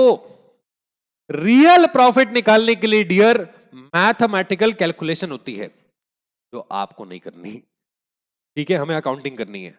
मैथमेटिकल कैलकुलेशन होती है जो आपको नहीं करनी, वो हमें सिर्फ अकाउंटिंग करनी है। हमें अकाउंट्स में क्या आता है? बैलेंस शीट बनाना। कैसे बनेगी देखते हैं। सबसे पहले जो ऊपर आपने लाइफ एश्योरेंस फंड का बैलेंस निकाला था उसको हम पोस्ट कर देंगे यहां पे क्रेडिट साइड में, by life assurance fund, by life assurance fund as per आपका बैलेंस शीट, या फिर जो भी स्टेटमेंट ऑफ आपने लाइफ एश्योरेंस फंड वहां पे बनाया था, वो ऊपर जो बैलेंस निकाला था वो यहां पे आएगा, ठीक है? तो ये बैलेंस आपका यहां आ जाएगा। अब डियर इसके डेबिट साइड में, सर ये बैलेंस शीट में डेबिट और क्रेडिट कहां से आ रही है? डियर यही आईआरडीए का फॉर्मेट है इंश्योरेंस कंपनी में वैल्यूएशन बैलेंस शीट का। ये नॉर्मल बैलेंस शीट नहीं है। बैलेंस शीट होती है इंश्योरेंस कंपनी की, वो अलग होती है, उसमें एसेट्स और लायबिलिटी होती है। ये वैल्यूएशन बैलेंस शीट का मतलब है प्रॉफिट लॉस निकालने वाली बैलेंस शीट। तो यहां पे डेबिट साइड में आएंगे आपकी net liability. To net liability, net liability as per actuary's valuation. तो जो भी नेट लायबिलिटी एक्चुरी आपको इवेल्युएट करके देंगे वो यहां पे आ जाएगी, ठीक? अब अगर लाइफ एश्योरेंस फंड में से एक्चुरी की नेट लायबिलिटी कम हुई तो आपके पास बचेगा सरप्लस, टू सरप्लस। यही होगा आपका नेट प्रॉफिट, ठीक? यानी कि आपका लाइफ एश्योरेंस फंड जो है वो ज्यादा था आपकी नेट लायबिलिटी से। लेकिन अगर आपका नेट लायबिलिटी ज्यादा हुई तो यहां बचेगा आपका डेफिसिट, यानी कि नेट लॉस, ठीक? इसका मतलब जो नेट लायबिलिटी थी वो ज्यादा थी आपके लाइफ एश्योरेंस फंड से। सर एक बात तो बताओ, ये लाइफ एश्योरेंस फंड तो हमने सीख लिया, लेकिन ये नेट लायबिलिटी किस चिड़िया का नाम है? बताता हूं डियर, पूरा बताता हूं।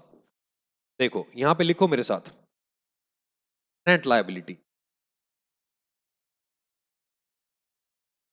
नेट लायबिलिटी बेसिकली होता क्या है कि it is a complicated, it is a complicated mathematical process. इस प्रोसेस में डियर क्या होता है मैं बता रहा हूं। जैसे मान लो किसी ने, मतलब कोई कंपनी है और आने वाले फ्यूचर में, मान लो ये बहुत सारे ईयर्स आपको दे रखे हैं, ठीक है? Future years, future years. तो कंपनी क्या करती है, जितने भी फ्यूचर में प्रीमियम कंपनी को मिलने वाले हैं, फ्यूचर प्रीमियम्स, उसकी प्रेजेंट वैल्यू निकाल लेती है। Present value of future, sorry पहले लायबिलिटी निकालती है, future liability, present value of future liability, मतलब जो भी क्लेम्स आपको फ्यूचर में पे करने हैं उन सब की प्रेजेंट वैल्यू हम क्या करते हैं, निकाल लेते हैं। सर ये प्रेजेंट वैल्यू क्या होता है? Present value dear financial management में आपको बताया जाता है, अभी हमें एफएम नहीं सीखना, ठीक है? मैं बता सकता हूं, जैसे मान लो 10% का रेट है तो एक साल बाद वो 110 हो जाता है। तो आप 100 को 110 से डिवाइड करोगे तो 0.909 आएगा। तो 1 साल पहले की प्रेजेंट वैल्यू इससे मल्टीप्लाई करके आएगी। अगर आप 100 रुपए को इससे मल्टीप्लाई करोगे तो 90 रुपए 90 पैसे आएंगे, यानी कि 1 साल बाद 100 रुपए की वैल्यू 90 रुपए होगी। तो ऐसे ही आपकी जो प्रेजेंट वैल्यू है डियर, वो आपको अपनी लायबिलिटीज की प्रेजेंट वैल्यू निकाल लेनी है कि उसकी प्रेजेंट वैल्यू आज कितनी है। ठीक, ऑल राइट। तो यहां पे present value of future liabilities निकालने के बाद अब कंपनी क्या करती है, एक्चुअरीज क्या करते हैं, प्रेजेंट वैल्यू निकालते हैं आपके फ्यूचर प्रीमियम्स की। फ्यूचर प्रीमियम जो कंपनी को रिसीव होने वाले हैं। ठीक, और इन दोनों का जो डिफरेंस होता है, आपकी लायबिलिटी ज्यादा होती है आपके प्रीमियम से, तो आपकी नेट लायबिलिटी निकल के आती है। नेट लायबिलिटी, इसी को बोलते हैं net liability as per actuary's valuation. Sir ये एक्चुरी क्या होता है? एक्चुरी, एक्चुरी एक प्रोफेशन है डियर, प्रोफेशन। ठीक है, एक्चुरियल वैल्यूएशन एक प्रोफेशन होता है। आप इंडियन एक्चुरी बन सकते हो। इंडिया में बहुत ही गिने चुने एक्चुरी होते हैं, और ये एक्चुरी बेसिकली मैथमेटिशियन होते हैं, बहुत एक्सपर्ट मैथमेटिशियंस, खतरनाक मैथमेटिशियन होते हैं, जिनका बहुत ही कॉम्प्लेक्स कोर्स होता है और आपका कॉम्प्लेक्स आपकी कैलकुलेशंस होती हैं। ठीक है, तो आपको एक्चुरियल कैलकुलेशन नहीं करनी, हमें उससे भी ज्यादा कॉम्प्लिकेटेड टास्क करना है, जो है आपकी वैल्यूएशन बैलेंस शीट। तो आपको वैल्यूएशन बैलेंस शीट में ये गिवन होगी वैल्यू, ये पुट कर देनी है। ठीक है, लाइफ इंश्योरेंस फंड आपको निकालना आ गया है, तो बैलेंसिंग फिगर से निकल के आएगा आपका सरप्लस। बस यही होती है आपकी valuation balance sheet. Video pause करो, इसको एक बार प्लीज नोट डाउन करो, फिर मैं आपको कुछ इंपॉर्टेंट पॉइंट्स यहां पे लिखवाता हूं dear. Please please valuation balance sheet को एक बार नोट कर लो, फिर मैं आपको कुछ इंपॉर्टेंट पॉइंट्स लिखवाता हूं, फिर हम चलेंगे आपके क्वेश्चंस पे। All right dear, please note it down.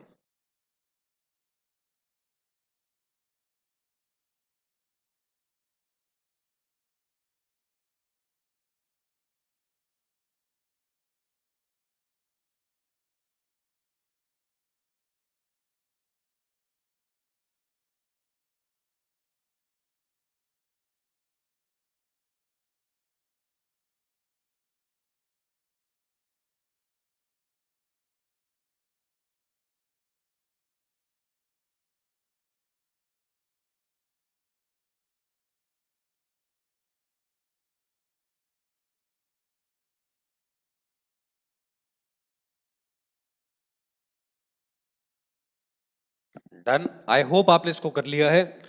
अब आ जाओ आगे, ये वाला पार्ट भी नोट कर लो, ये वाला पार्ट भी एक बार नोट कर लो, नेट लायबिलिटी वाला।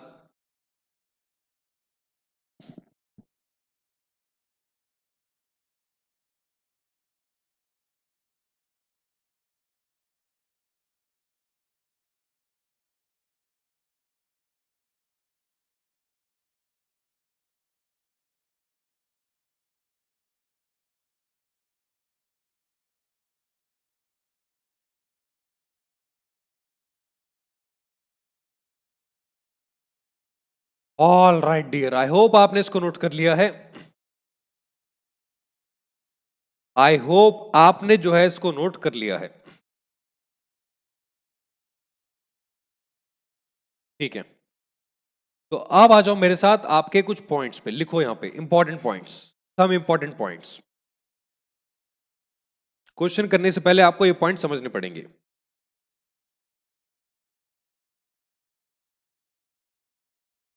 लिखो पहला,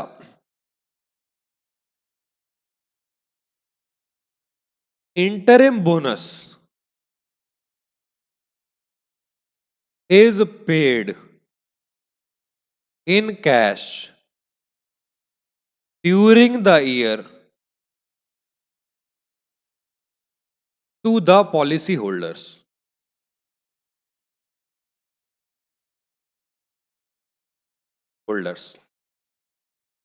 पॉइंट्स का मीनिंग बाद में समझाऊंगा, पहले लिखो दूसरा point, as per section 28 of life insurance corporation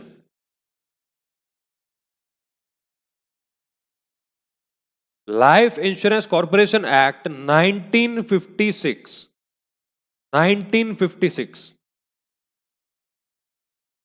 95% of the 95% of the profit of life insurance business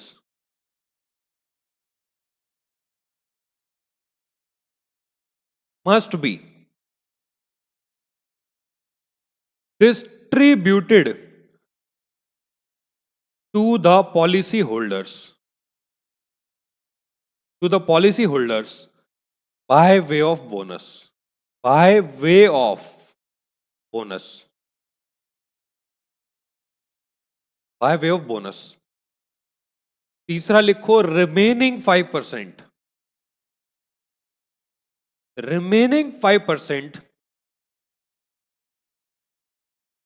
has to be utilized for such purpose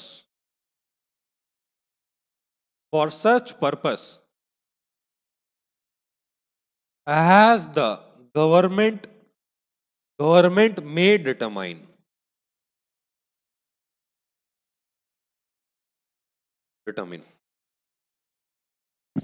ठीक है, तो ये थे आपके कुछ इंपॉर्टेंट पॉइंट्स। अब यहां पे मीनिंग समझो पूरा। जो आखिरी के 2 पॉइंट्स हैं ये तो आपका स्टेटमेंट बनाने के काम आएंगे, ठीक। अब ये वाला पॉइंट भी आपके स्टेटमेंट में काम आएगा, जो ये वाला है ये भी स्टेटमेंट में काम आएगा। तो सर सारे ही काम आएंगे? यस, ठीक है। सर आपने समझाया नहीं अभी तक। हाँ, बाद में समझाऊंगा। लिखो आगे इसको। डियर वीडियो पॉज करके पहले लिख लो जल्दी से, फिर मैं आपको स्टेटमेंट बनवाता हूं आपका डिस्ट्रीब्यूशन का। सर कौन सा? तीसरा टॉपिक स्टार्ट होने जा रहा है, डिस्ट्रीब्यूशन स्टेटमेंट। डियर, जो ऊपर आपने प्रॉफिट निकाला उसको बांटा जाएगा, यानी कि उसका अप्रोप्रिएशन टाइप, ठीक है। जल्दी से इसको लिखो, फिर मैं आपको लेके चलता हूं अगले टॉपिक पे। तो लेकिन ये तो गलत बात है, आपने कुछ भी नहीं समझाया। आप बस सब्र करो, ये तीनों पॉइंट्स आपके स्टेटमेंट में कवर्ड होंगे डियर, यहां पे बताने का कोई फायदा नहीं है।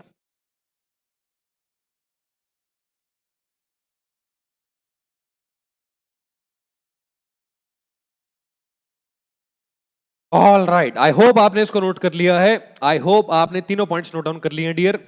अब यहां पे लिखो, बनाओ मेरे साथ आपका distribution statement. Distribution statement bracket में लिखो फॉर्मेट। मैं ना फिगर्स एग्जांपल लेके बताऊंगा, ठीक है। तो यहां पे डिस्ट्रीब्यूशन स्टेटमेंट का फॉर्मेट कुछ नहीं होता, बस वही है पर्टिकुलर अमाउंट, ठीक है। यहां पे आपका अमाउंट आ जाएगा और कुछ नहीं है। बस सबसे पहले ऊपर आपने एक वैल्यूएशन बैलेंस शीट बनाई थी और यहां से क्या निकाला था? Net profit. वो net profit dear starting point होगा आपके डिस्ट्रीब्यूशन स्टेटमेंट का। तो यहां लिखो net profit as per valuation balance sheet. Profit as per valuation balance sheet. मान लो प्रॉफिट आपको दे रखा था ऊपर 5 लाख रुपीस का, ठीक है। 5 लाख रुपीस का प्रॉफिट ऊपर आपने निकाला। अब होता क्या है डियर, होता क्या है, ये प्रॉफिट आपने वैल्यूएशन बैलेंस शीट से निकाला है। अब साल के बीच में कंपनी क्या करती है डियर, जैसे ईयर है, IRDA कहता है और इवन आपकी LIC के एक्ट में लिखा हुआ है कि आप जो भी प्रॉफिट कमाओगे 95% अपने पॉलिसी होल्डर्स को बांट दोगे बोनस के रूप में। अब बोनस 2 तरीके का होता है, एक तो आप उसका प्रीमियम कम कर दो, जो आपने ऊपर पढ़ा था bonus in reduction of premium. अरे आपने ऊपर क्या किया था? ऊपर देखो आपने क्या किया था। यहां पे जब आपने क्वेश्चन किया था तो bonus in reduction of premium आपका एक्सपेंस होता है, तो वो आपके माइनस हो गया था इनकम में से, कि आपने प्रॉफिट बांट दिया तो इनकम में से माइनस हुआ था, यानी कि एक्सपेंस मान के उसको आपने माइनस किया था, ये आपका बोनस था। लेकिन बोनस एक और भी होता है डियर, बोनस एक और भी होता है। सर कौन सा बोनस? दूसरा बोनस होता है कैश वाला बोनस। आप कैश में भी अपना बोनस बांटते हो, लेकिन ये साल के बीच में आपको बांटना पड़ता है। इसी बीच वाले बोनस को बोलते हैं इंटरिम आपका बोनस। जैसे डिविडेंड होता है ना, डिविडेंड साल के एंड में डिविडेंड डिक्लेयर होता है, लेकिन अगर आप साल के बीच में ही डिविडेंड बांट दो तो इंटरिम डिविडेंड। सेम वे में इंटरिम बोनस आपका ये होता है, इंटरिम बोनस। तो डियर ये इंटरिम बोनस वो बोनस है जो आपने बांट दिया, लेकिन ये क्या था? ये आपका प्रॉफिट ही था। अरे यार मुझे एक बात बताओ, आपके पास 5 लाख का प्रॉफिट बचा बचा बैलेंस, और आप 1 लाख का डिविड जो इंटरिम बोनस है वो बांट चुके हो, तो ये 1 लाख भी तो प्रॉफिट ही था। इसका मतलब बोनस देने से पहले आपका 6 लाख का प्रॉफिट हुआ होगा। आई होप पॉइंट आपको समझ में आ गया है। यस सर, ये इंटरिम बोनस हमने बांट तो दिया है, लेकिन ये प्रॉफिट ही तो था। अगर ना बांटते तो क्या होता? प्रॉफिट, एक्स्ट्रा प्रॉफिट बचता। तो डियर यहां पे मैं क्या करने वाला हूं, जो आपने यहां पे एक मिनट इसको रब कर दूं, ये स्लो क्यों चल रहा है भाई? हेलो हेलो, हाँ हो गया। जो आपने इंटरिम बोनस बांटा, इसको मैं क्या करूंगा, यहां पे ऐड बैक कर दूंगा। Add interim bonus, interim bonus paid during the previous year. जो भी प्रीवियस ईयर में आपने बोनस बांटा होगा वो यहां पे वापस से मैं ऐड कर दूंगा। मान लो 1 लाख का बोनस आपने बांटा था, तो बोनस देने से पहले का जो प्रॉफिट था वो पक्का पक्का आपके पास 6 लाख का रहा होगा। यही आपका नेट प्रॉफिट था। ठीक, हाँ सर। अब डियर कभी कभार कंपनी क्या करती है, कंपनी कहती है कि देखो 6 लाख का प्रॉफिट तो है, इसमें से हम कुछ पैसा बचा लेते हैं। तो पैसा अगर कंपनी बचाएगी तो इसमें से लेस हो जाएगा amount to be carried forward, amount to be carried forward, carried forward, या फिर अमाउंट प्रपोज टू बी, तो लिख दो proposed to be carried forward. मतलब कंपनी इसमें से पैसा बचाना चाह रही है। मान लो 2 लाख रुपए इसमें से कंपनी ने बचा लिए, ठीक। तो यहां पे बचेगा कंपनी के पास बैलेंस 4 लाख रुपए का, 4 लाख रुपए का, ठीक। अब डियर अब आते हैं ऊपर, जो हमने ऊपर पॉइंट्स लिखे हैं उन पे, ऊपर हमने कुछ पॉइंट्स लिखे हैं उनके ऊपर आते हैं डियर। आ जाओ मेरे साथ ऊपर वाले पॉइंट्स पे। दूसरा पॉइंट पढ़ो। पहला पॉइंट तो आपको समझ में आ गया, मैंने आपको समझा दिया। इंटरिम बोनस है, साल के बीच में दिया जाता है। As per section 28 of Life Insurance Corporation Act 1956, 95% of the profit of the insurance business must be distributed to the policy holders by way of bonus. आपको इसमें से 95% बोनस बांट देना है आपके पॉलिसी होल्डर्स को। तो इसमें से क्या होगा, मैं निकाल लूंगा आपके पॉलिसी होल्डर्स का 95%, ठीक है। 4 लाख निकला है बैलेंस। अब share of policy holders, share of policy holders 4 lakh का डियर 95% आप एक बार यहां पे निकाल दो। 4 लाख का 95% कितना होता है सर? ये 4 लाख का 95% आ जाएगा आपका 3 लाख आपका 80, 3 लाख 80। डियर ये 3 लाख 80 जो है, इसमें आप ऑलरेडी कुछ बोनस ऑलरेडी अपने पॉलिसी होल्डर्स को बांट चुके हो। जो लाइफ इंश्योरेंस LIC क्या कह रहा है कि 95% प्रॉफिट बांट दो। अरे कुछ 1 लाख रुपए तो हम पहले ही बांट चुके हैं, तो दोबारा थोड़ी बांटेंगे। तो यहां से डियर लेस हो जाएगा वापस से यही वाला interim bonus already paid, interim bonus already paid, या फिर डिविडेंड ऑलरेडी पेड। तो 1 लाख रुपए क्या हो जाएंगे यहां से माइनस, तो यहां बचेगा आपका amount due to policy holder. ये वो अमाउंट आएगा 2,80,000 जो आपको अपने पॉलिसी होल्डर्स को पे करना है। और डियर आखिरी में आपको एक चीज और निकालनी पड़ेगी, share of share holders. Sir share holders का मतलब यहाँ पे 95% आपने पॉलिसी होल्डर्स को दिया था, तो 4 लाख का बचा हुआ 5% आपके शेयर होल्डर्स का पार्ट रहेगा, यानी कि 20,000। यहां पे आके आपका डिस्ट्रीब्यूशन स्टेटमेंट खत्म होता है। इसको एक बार प्लीज वीडियो पॉज करके नोट डाउन कर लो। फिर और क्लैरिटी के लिए डियर मैं आपको थोड़ा सा एक क्वेश्चन कराता हूं, ताकि और क्लैरिटी आपको मिल जाए। देखो सबसे पहले क्या करना है, आपको प्रॉफिट उठाना है। वैल्यूएशन बैलेंस शीट से 5 लाख का उठा लिया। अब इसमें वापस ऐड करो इंटरिम बोनस जो ऑलरेडी पे कर चुके हो, टोटल प्रॉफिट आ जाएगा। उसमें से माइनस कर दो वो अमाउंट जो कंपनी को बचाना है, तो बचा हुआ प्रॉफिट आपको बांटना पड़ेगा। 95% पॉलिसी होल्डर्स का हिस्सा है 380, इसमें से ऑलरेडी 1 लाख रुपए आप उनको बोनस के रूप में दे चुके हो, तो और कितना पे करना है amount due to policy holders 280, और शेयर ऑफ शेयर होल्डर्स आपका इसका 5% आ जाएगा 20,000। ऐसे ही बनती है आपकी डिस्ट्रीब्यूशन का स्टेटमेंट। इसको वीडियो पॉज करके नोट करो, फिर मैं आपको लेके चलता हूं क्वेश्चन पे।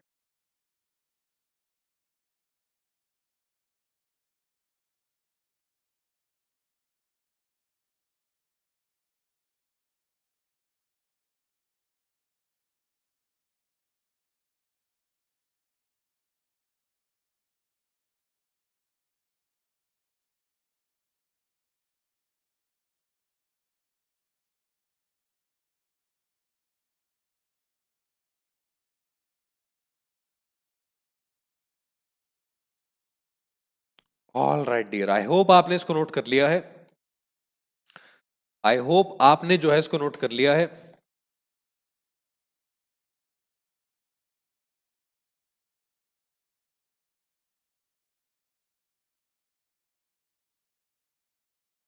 डन। आ जाओ, आ जाओ मेरे साथ क्वेश्चन पे डियर। इस टॉपिक को खत्म करते हैं डियर, आज पूरा लाइफ इंश्योरेंस बिजनेस सारे टॉपिक खत्म हो जाएंगे आज ही। तो जी क्वेश्चन नंबर 2 पे आ जाओ। क्वेश्चन नंबर 2, आपको क्वेश्चन में दे रखा है life insurance fund of Prakash life insurance company was 34 lakh as on 31 March 26। तो लाइफ इंश्योरेंस फंड का बैलेंस आपको दे रखा है 34 lakh. It's actual valuation on 31 March 26 disclose a net liability of 28 lakh 80,000। तो आपको एक्चुअल वैल्यूएशन से नेट लायबिलिटी दे रखी है, यहां से आपका प्रॉफिट निकल आएगा वैल्यूएशन बैलेंस शीट बना के। Interim bonus of 40,000 was paid to the policy holders during previous 2 years. Interim bonus pay किया है। It is now propose to carry forward 1,10,000 to divide the balance between policy holders and the share holders. Company ने decide किया कि 1,10,000 वो आगे carry forward करेंगे। As per my example same है, चुरा लिया इंस्टीट्यूट। हाँ। उसके बाद show valuation balance sheet and net profit for the 2 year period and distribution of the profits. 3 चीजें आपको बनानी है डियर, तो एक एक करके तीनों निकालते हैं। सबसे पहले यहां पे लिखो क्वेश्चन नंबर 2 में मेरे साथ आपका question number 2 valuation balance sheet. यहां पे लिखो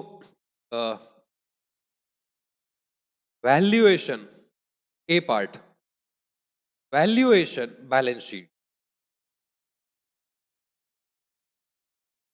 as on 31st March 2026। ठीक है, वैल्यूएशन छोटी सी बैलेंस शीट बनेगी। फॉर्मेट बना लो यहां पे छोटा सा, लो यहीं पे आ जाएगा। ठीक है,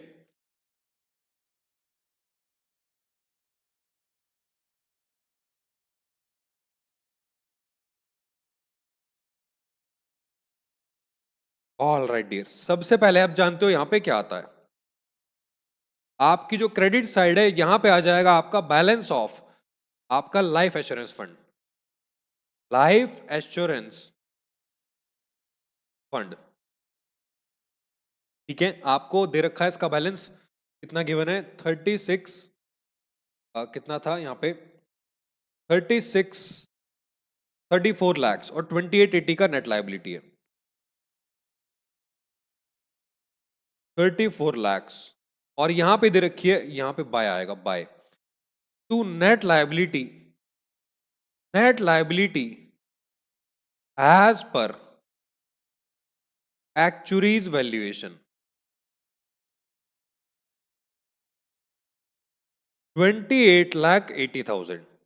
डियर फंड का बैलेंस यहां पे ज्यादा आ रहा है तो प्रॉफिट निकल के आएगा सरप्लस टू सरप्लस, यानी कि आपका प्रॉफिट निकल के आ रहा है। बताओ बैलेंसिंग फेयर से कितना आएगा? 34 लाख में से माइनस कर दो आपका 28,80,000। 34 लाख में से माइनस कर दो 34 लाख माइनस 28,80,000। सर 5,20,000 का प्रॉफिट निकल के आ रहा है। 5,20,000। तो डियर यहां पे आ गया आपका 5,20,000 का आंसर। ठीक, नेट प्रॉफिट आ गया। अब हम बनाएंगे आपका डिस्ट्रीब्यूशन स्टेटमेंट। ठीक, यहां पे लिखो अगला heading distribution statement. Distribution statement format आप जानते हो क्या रहने वाला डियर। ठीक, तो यहां पे सबसे पहले इसकी स्टार्टिंग होगी profit as per valuation balance sheet. Valuation balance sheet ये आप ऑलरेडी निकाल चुके हो तो 5,20,000 आएगा यहां पे, यही वाला यहां पे 5,20,000 आ जाएगा। क्वेश्चन में आपको एक वो बोनस दे रखा है इंटरिम बोनस। कितना है? इंटरिम बोनस है डियर आपका 40,000 का। ठीक है, और 1,10,000 कैरी फॉरवर्ड करना है। तो यहां पे लिखो मेरे साथ आपका ऐड कर दो इसके अंदर interim bonus. Add interim bonus paid during the previous two years. आपने 40,000 का इंटरिम बोनस पे किया था पिछले 2 साल में, तो बोनस पे करने से पहले का प्रॉफिट आपका कितना रहा होगा? आपका नेट प्रॉफिट आ जाएगा यहां पे 5,60,000। ठीक है, 5,60,000। अब यहां पे डियर इसमें से हम लेस करेंगे अमाउंट प्रपोज्ड टू बी, थोड़ी राइटिंग गंदी आ रही है मैं इसको ऊपर कर रहा हूं, amount proposed to be carried forward. ये आ गया आपका 1,10,000 रुपए। इसमें से लेस कर दो तो ये बचेगा आपका 4,50,000। ये आ गया आपका प्रॉफिट का बैलेंस। इसमें से हम निकालेंगे आपका 90% dear 95% share of policy holders. Share of policy holders 95%। ठीक है, तो ये आ गया आपका, इसका 95% निकाल दो। 4,50,000 इंटू में 95%, 4,27,500। ठीक, अब डियर इसमें से मैं लेस कर दूंगा जो इंटरिम बोनस आप ऑलरेडी पे कर चुके हो, less interim bonus already paid. भाई ये तो पॉलिसी होल्डर्स का 95% है ना, और यहां पे इसमें आप इनको ऑलरेडी प्रॉफिट का कुछ हिस्सा दे चुके हो, तो इंटरिम बोनस ऑलरेडी पेड यहां से मैं माइनस कर दूंगा आपका 40,000 का। तो निकल आएगा मेरे पास आपका amount due to policy holders.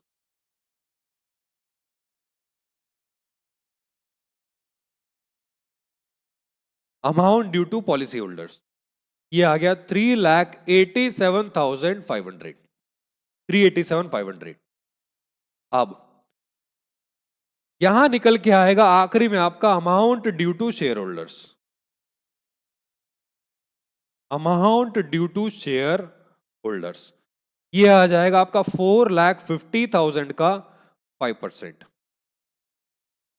कितना हो गया? 22,500। यहां खत्म होता है आपका डिस्ट्रीब्यूशन स्टेटमेंट। तो ये थी आपकी वैल्यूएशन बैलेंस शीट और आपका डिस्ट्रीब्यूशन स्टेटमेंट। एक बार प्लीज इसको वीडियो पॉज करके नोट कर लो, फिर हम चलते हैं डियर आखिरी क्वेश्चन पे और आपका आज का टॉपिक खत्म करते हैं आखिरी क्वेश्चन पे। Please note it down video pause करके।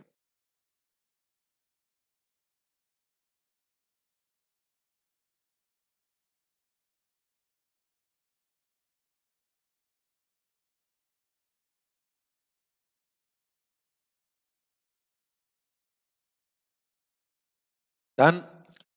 आई होप आपने इसको नोट कर लिया है। आप आ जाओ डियर आपके ये नीचे वाले पार्ट पे, इसको भी नोट कर लो। एक मिनट ये हटा देता हूं।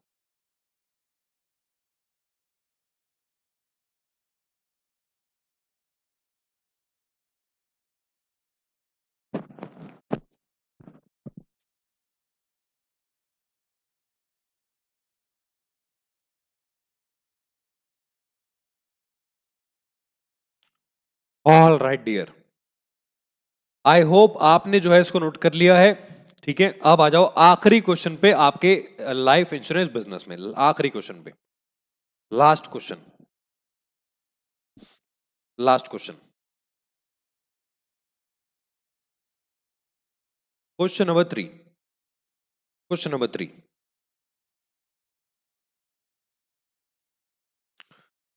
थर्ड क्वेश्चन में देखते हैं आपको क्या दिया है।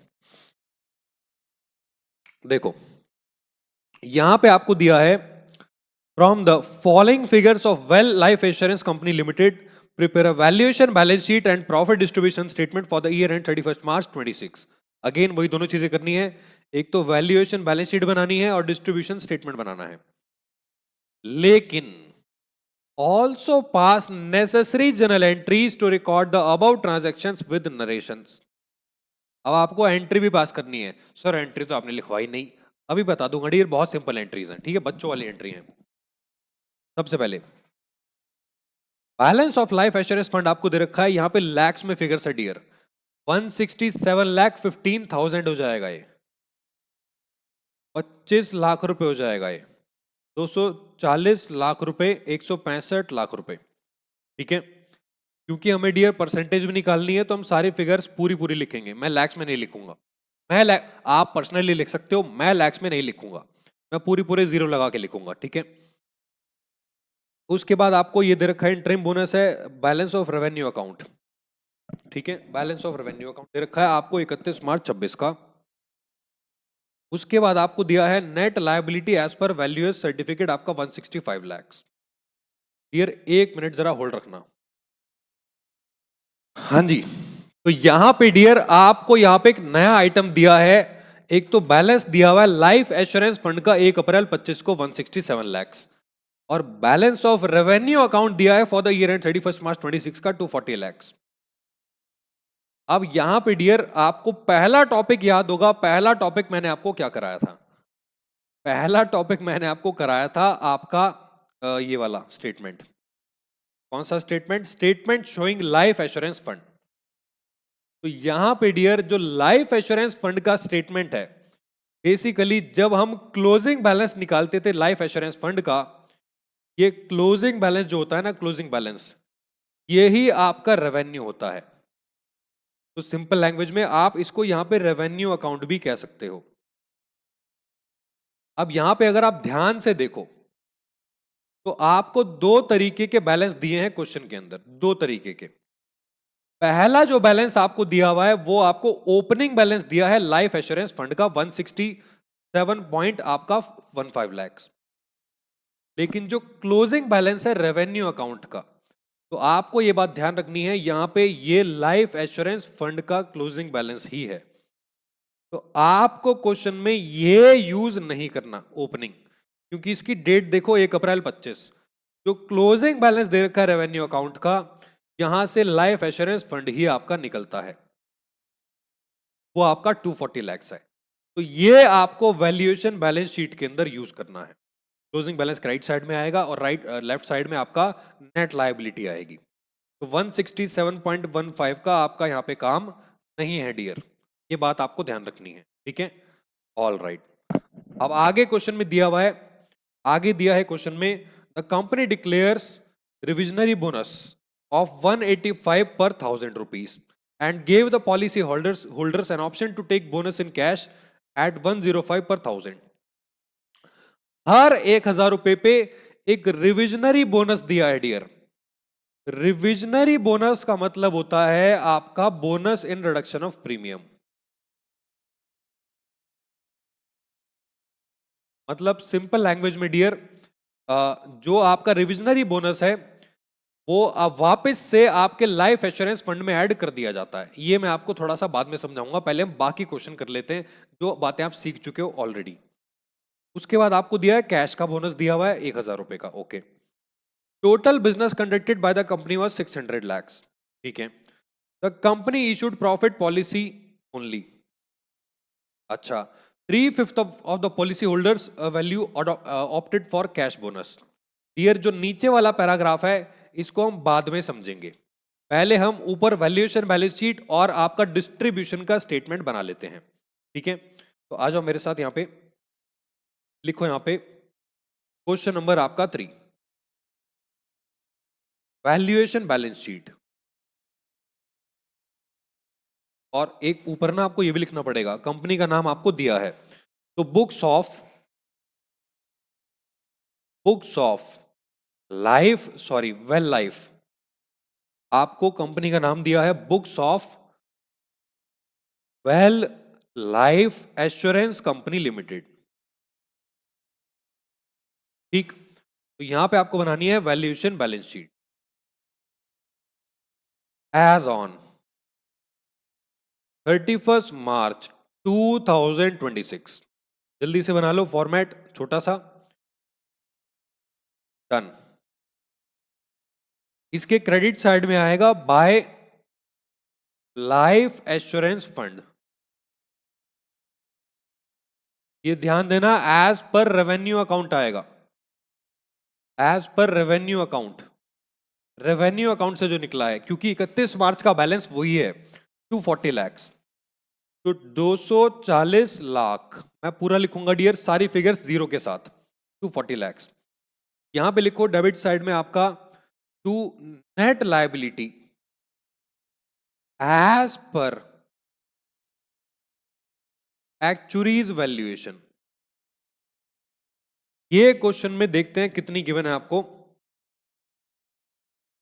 ये 165 लाख गिवन है डियर, 165 लाख। ठीक है, 165 लाख।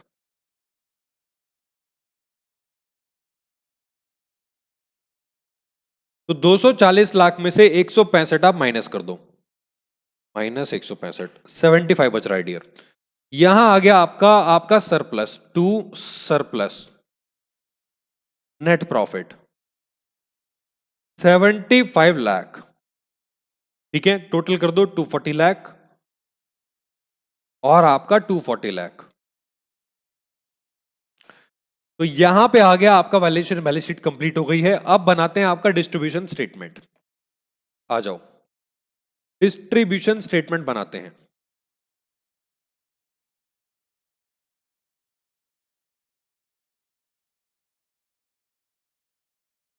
डिस्ट्रीब्यूशन स्टेटमेंट सबसे पहले आएगा यहां पे सरप्लस या फिर profit as per valuation balance sheet.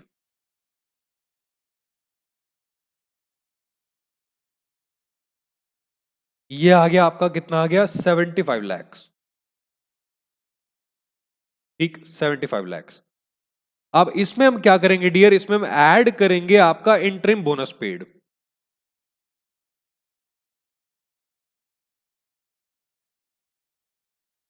Question में आपको इंटरिम बोनस ऑलरेडी दिया हुआ है, कितना दिया हुआ है एक बार चेक कर लो, इंटरिम बोनस 25 lakhs। और इसमें डियर बैलेंस कैरी फॉरवर्ड आपको करके नहीं दिया, तो इंटरिम बोनस ऐड करते ही आपका टोटल प्रॉफिट आ जाएगा, मतलब बैलेंस आ जाएगा। तो यहां पे ऐड कर दो 25 लाख रुपीस का आपका इंटरिम बोनस। ये आ गया आपका 100 लाख रुपए, 100 lakhs। और यही है आपका बैलेंस प्रॉफिट डियर। इसी को आप क्या कह दोगे, आपका बैलेंस। मतलब यही प्रॉफिट है जो आपको बांटना है डायरेक्टली, बिना कैरी फॉरवर्ड किए। आपको कैरी फॉरवर्ड नहीं दे रखा क्वेश्चन में कि कितना प्रॉफिट अलग करना है। ठीक, अब इसमें से शेयर ऑफ पॉलिसी होल्डर्स,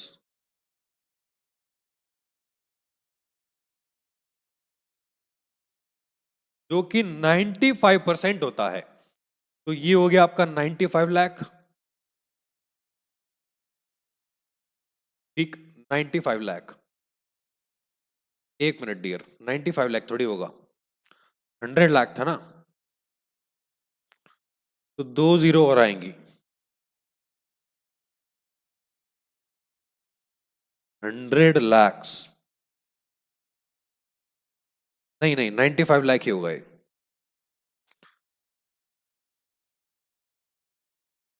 क्योंकि ऊपर 75 लाख है ना, 75 लाख हो गया, 25 लाख, 1 करोड़, 1 करोड़ में से 95% 95 लाख ही होता है। ठीक है, हाँ ठीक है, 95 लाख, पता नहीं क्या हो गया। ऑल राइट, इसमें ऐड कर दो आपका, ऐड कर दो इंट्रिम, ऐड नहीं सॉरी, इसमें से लेस कर दो, इसमें से आप लेस कर दो। मैंने इरेजर चूज करी है भाई, इरेजर सिलेक्ट हो जा। हो जा यार, अब हो जा जल्दी, ये कभी कभार अटक जाता है। 1 मिनट डियर, इसमें थोड़ी आत्म आ गई है आज।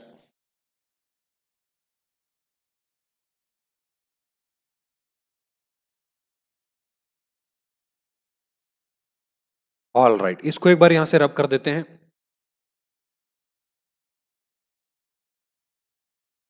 ठीक, तो यहां पे लिखो मेरे साथ आपका लेस। ऑल राइट, इसमें से आप लेस कर दो इंट्रीम बोनस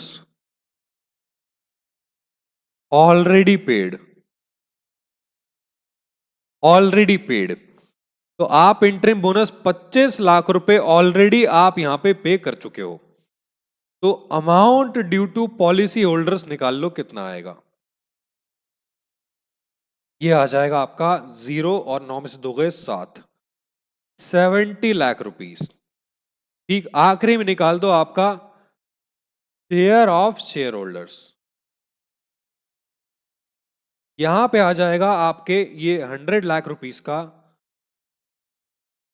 100 लाख रुपीस का 5%, यानी कि 5 लाख रुपए। लो जी, यहां पे खत्म होता है आपका डिस्ट्रीब्यूशन स्टेटमेंट। अब डियर, हमें कैलकुलेशन करनी है बोनस की, ठीक है? तो यहां पे मेरे साथ लिखो एक छोटी सी calculation, working note 1, working note 1।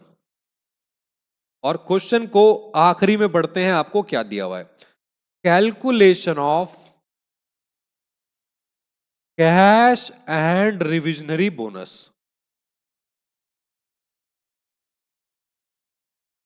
देखो, इस क्वेश्चन में आपको एक चीज दे रखी है कि इस कंपनी ने टोटल बिजनेस कितना कंडक्ट किया।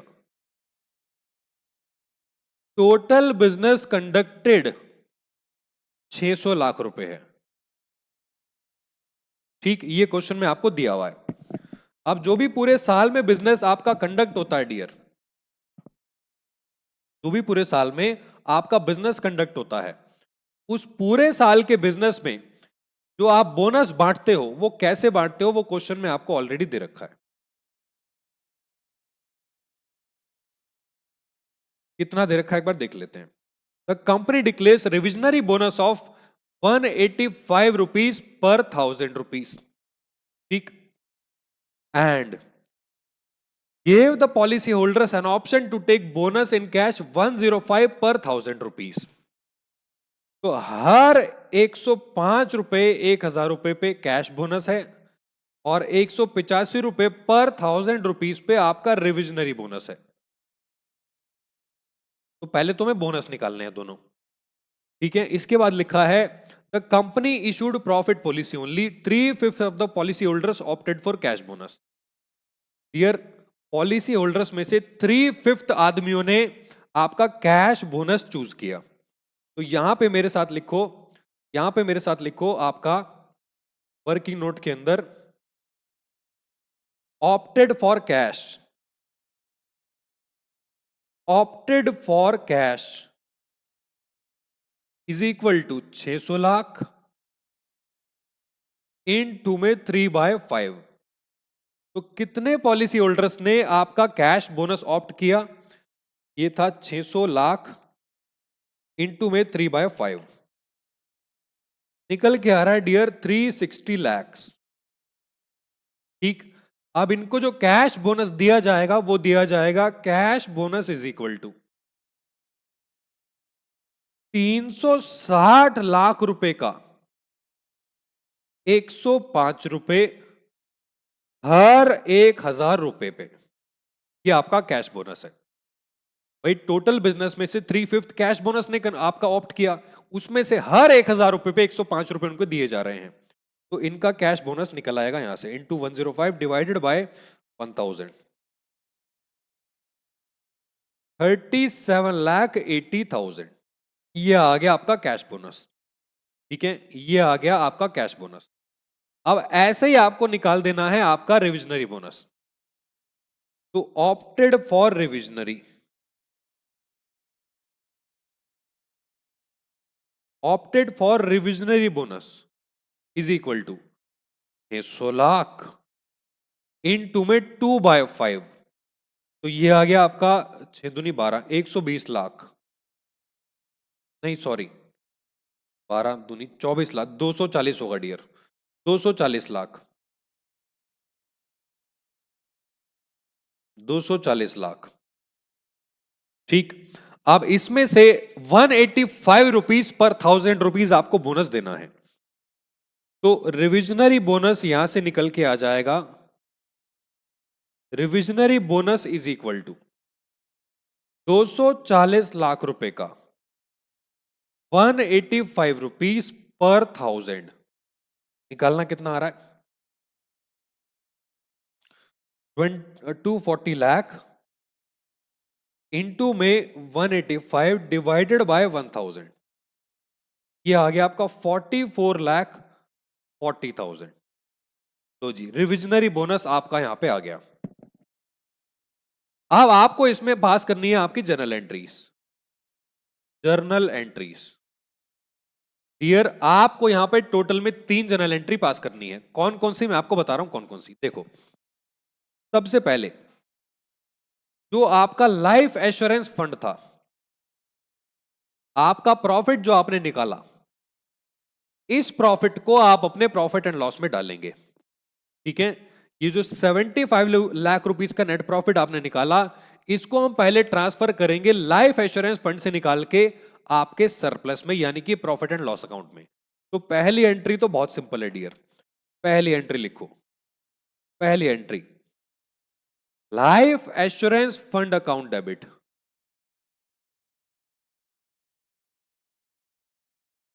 To profit and loss account, to profit and loss account 75 lakh rupees. जो प्रॉफिट आपने वैल्यूएशन बैलेंस शीट से निकाला, उसको ट्रांसफर कर देंगे प्रॉफिट एंड लॉस अकाउंट में। यहां लिखो सरप्लस या फिर net profit transfer to profit and loss account as per valuation balance sheet.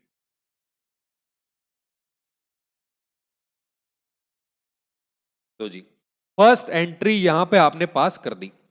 कितनी सिंपल एंट्री थी फर्स्ट एंट्री। अब दूसरी एंट्री, दूसरी एंट्री डियर जो आपको बोनस पे करना है, वो प्रॉफिट एंड लॉस से, इसी प्रॉफिट में से आपको पे करना है। तो यहां पे डियर आप क्या करोगे, प्रॉफिट एंड लॉस अकाउंट को डेबिट कर देंगे। यहां पे profit and loss account debit, profit and loss account debit, और टू आपका कैश अकाउंट, या फिर नहीं कैश तो डायरेक्ट पेमेंट हो जाएगी। एक लायबिलिटी पैदा होगी यहां पे, एक लायबिलिटी आपको पैदा करनी पड़ेगी डियर। उस लायबिलिटी का नाम है यहां पे bonus payable in cash, to bonus payable in cash account. और ऊपर आप अमाउंट, कैश का अमाउंट ऑलरेडी निकाल चुके हो, आपका 37,80,000।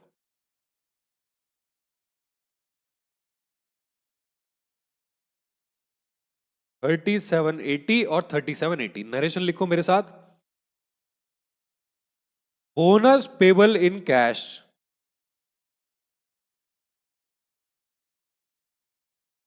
To policy holders. अब आते हैं डियर आखिरी एंट्री पे, सबसे आसान एंट्री। आपको रिविजनरी बोनस देना है तो तीसरी एंट्री में P&L फिर से डेबिट होगा, profit and loss account debit. और रिविजनरी बोनस क्या होता है डियर, ये मैं आपको भी बताऊंगा दोबारा से, ठीक है।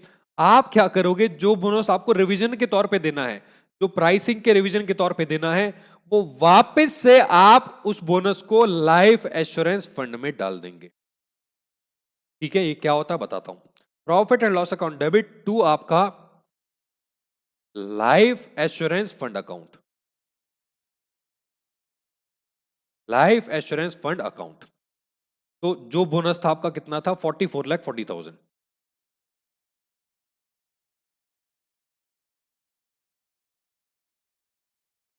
और नरेशन लिख दो यहां पे, रिविजनरी बोनस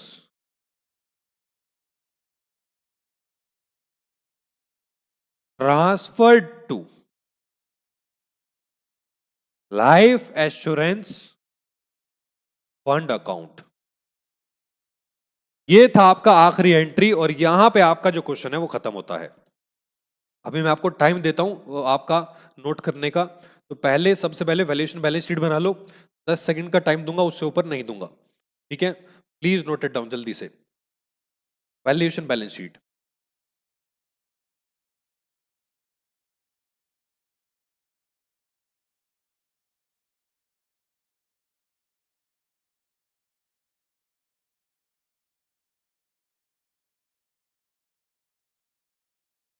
डन। अब आ जाओ आपके नेक्स्ट डिस्ट्रीब्यूशन स्टेटमेंट पे।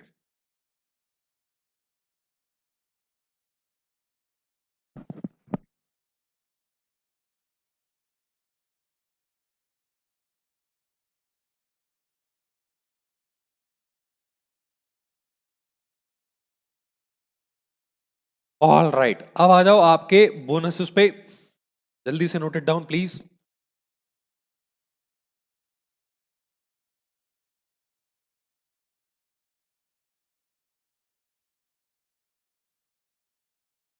एट लास्ट एंट्रीज एक बार यहां पे पास कर लो नरेशन के साथ।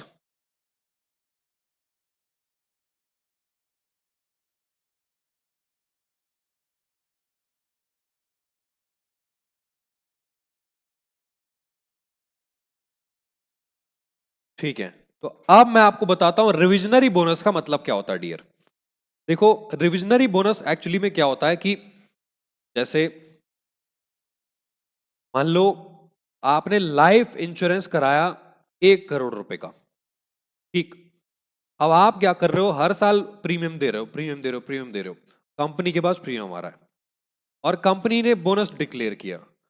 तो ये बोनस क्या होता है, मान लो ये 10,000 रुपए का बोनस है, तो कंपनी क्या करती है, हर साल जो रिविजनरी बोनस होता है वो आपके क्लेम में ऐड कर देती है,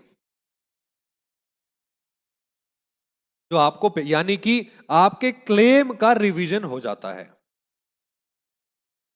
ठीक है। इसी को बोलते हैं आपका रिविजनरी बोनस, राइट। एक होता है bonus in reduction of premium, हाँ, प्रीमियम रिड्यूस कर सकते हो। दूसरा ऑप्शन होता है रिविजनरी, यानी कि आपके क्लेम का रिवीजन, एक्स्ट्रा जो आपको क्लेम पे करना पड़ेगा आपको ये रिवीजन करने के बाद, तो ये होता है आपका रिविजनरी बोनस।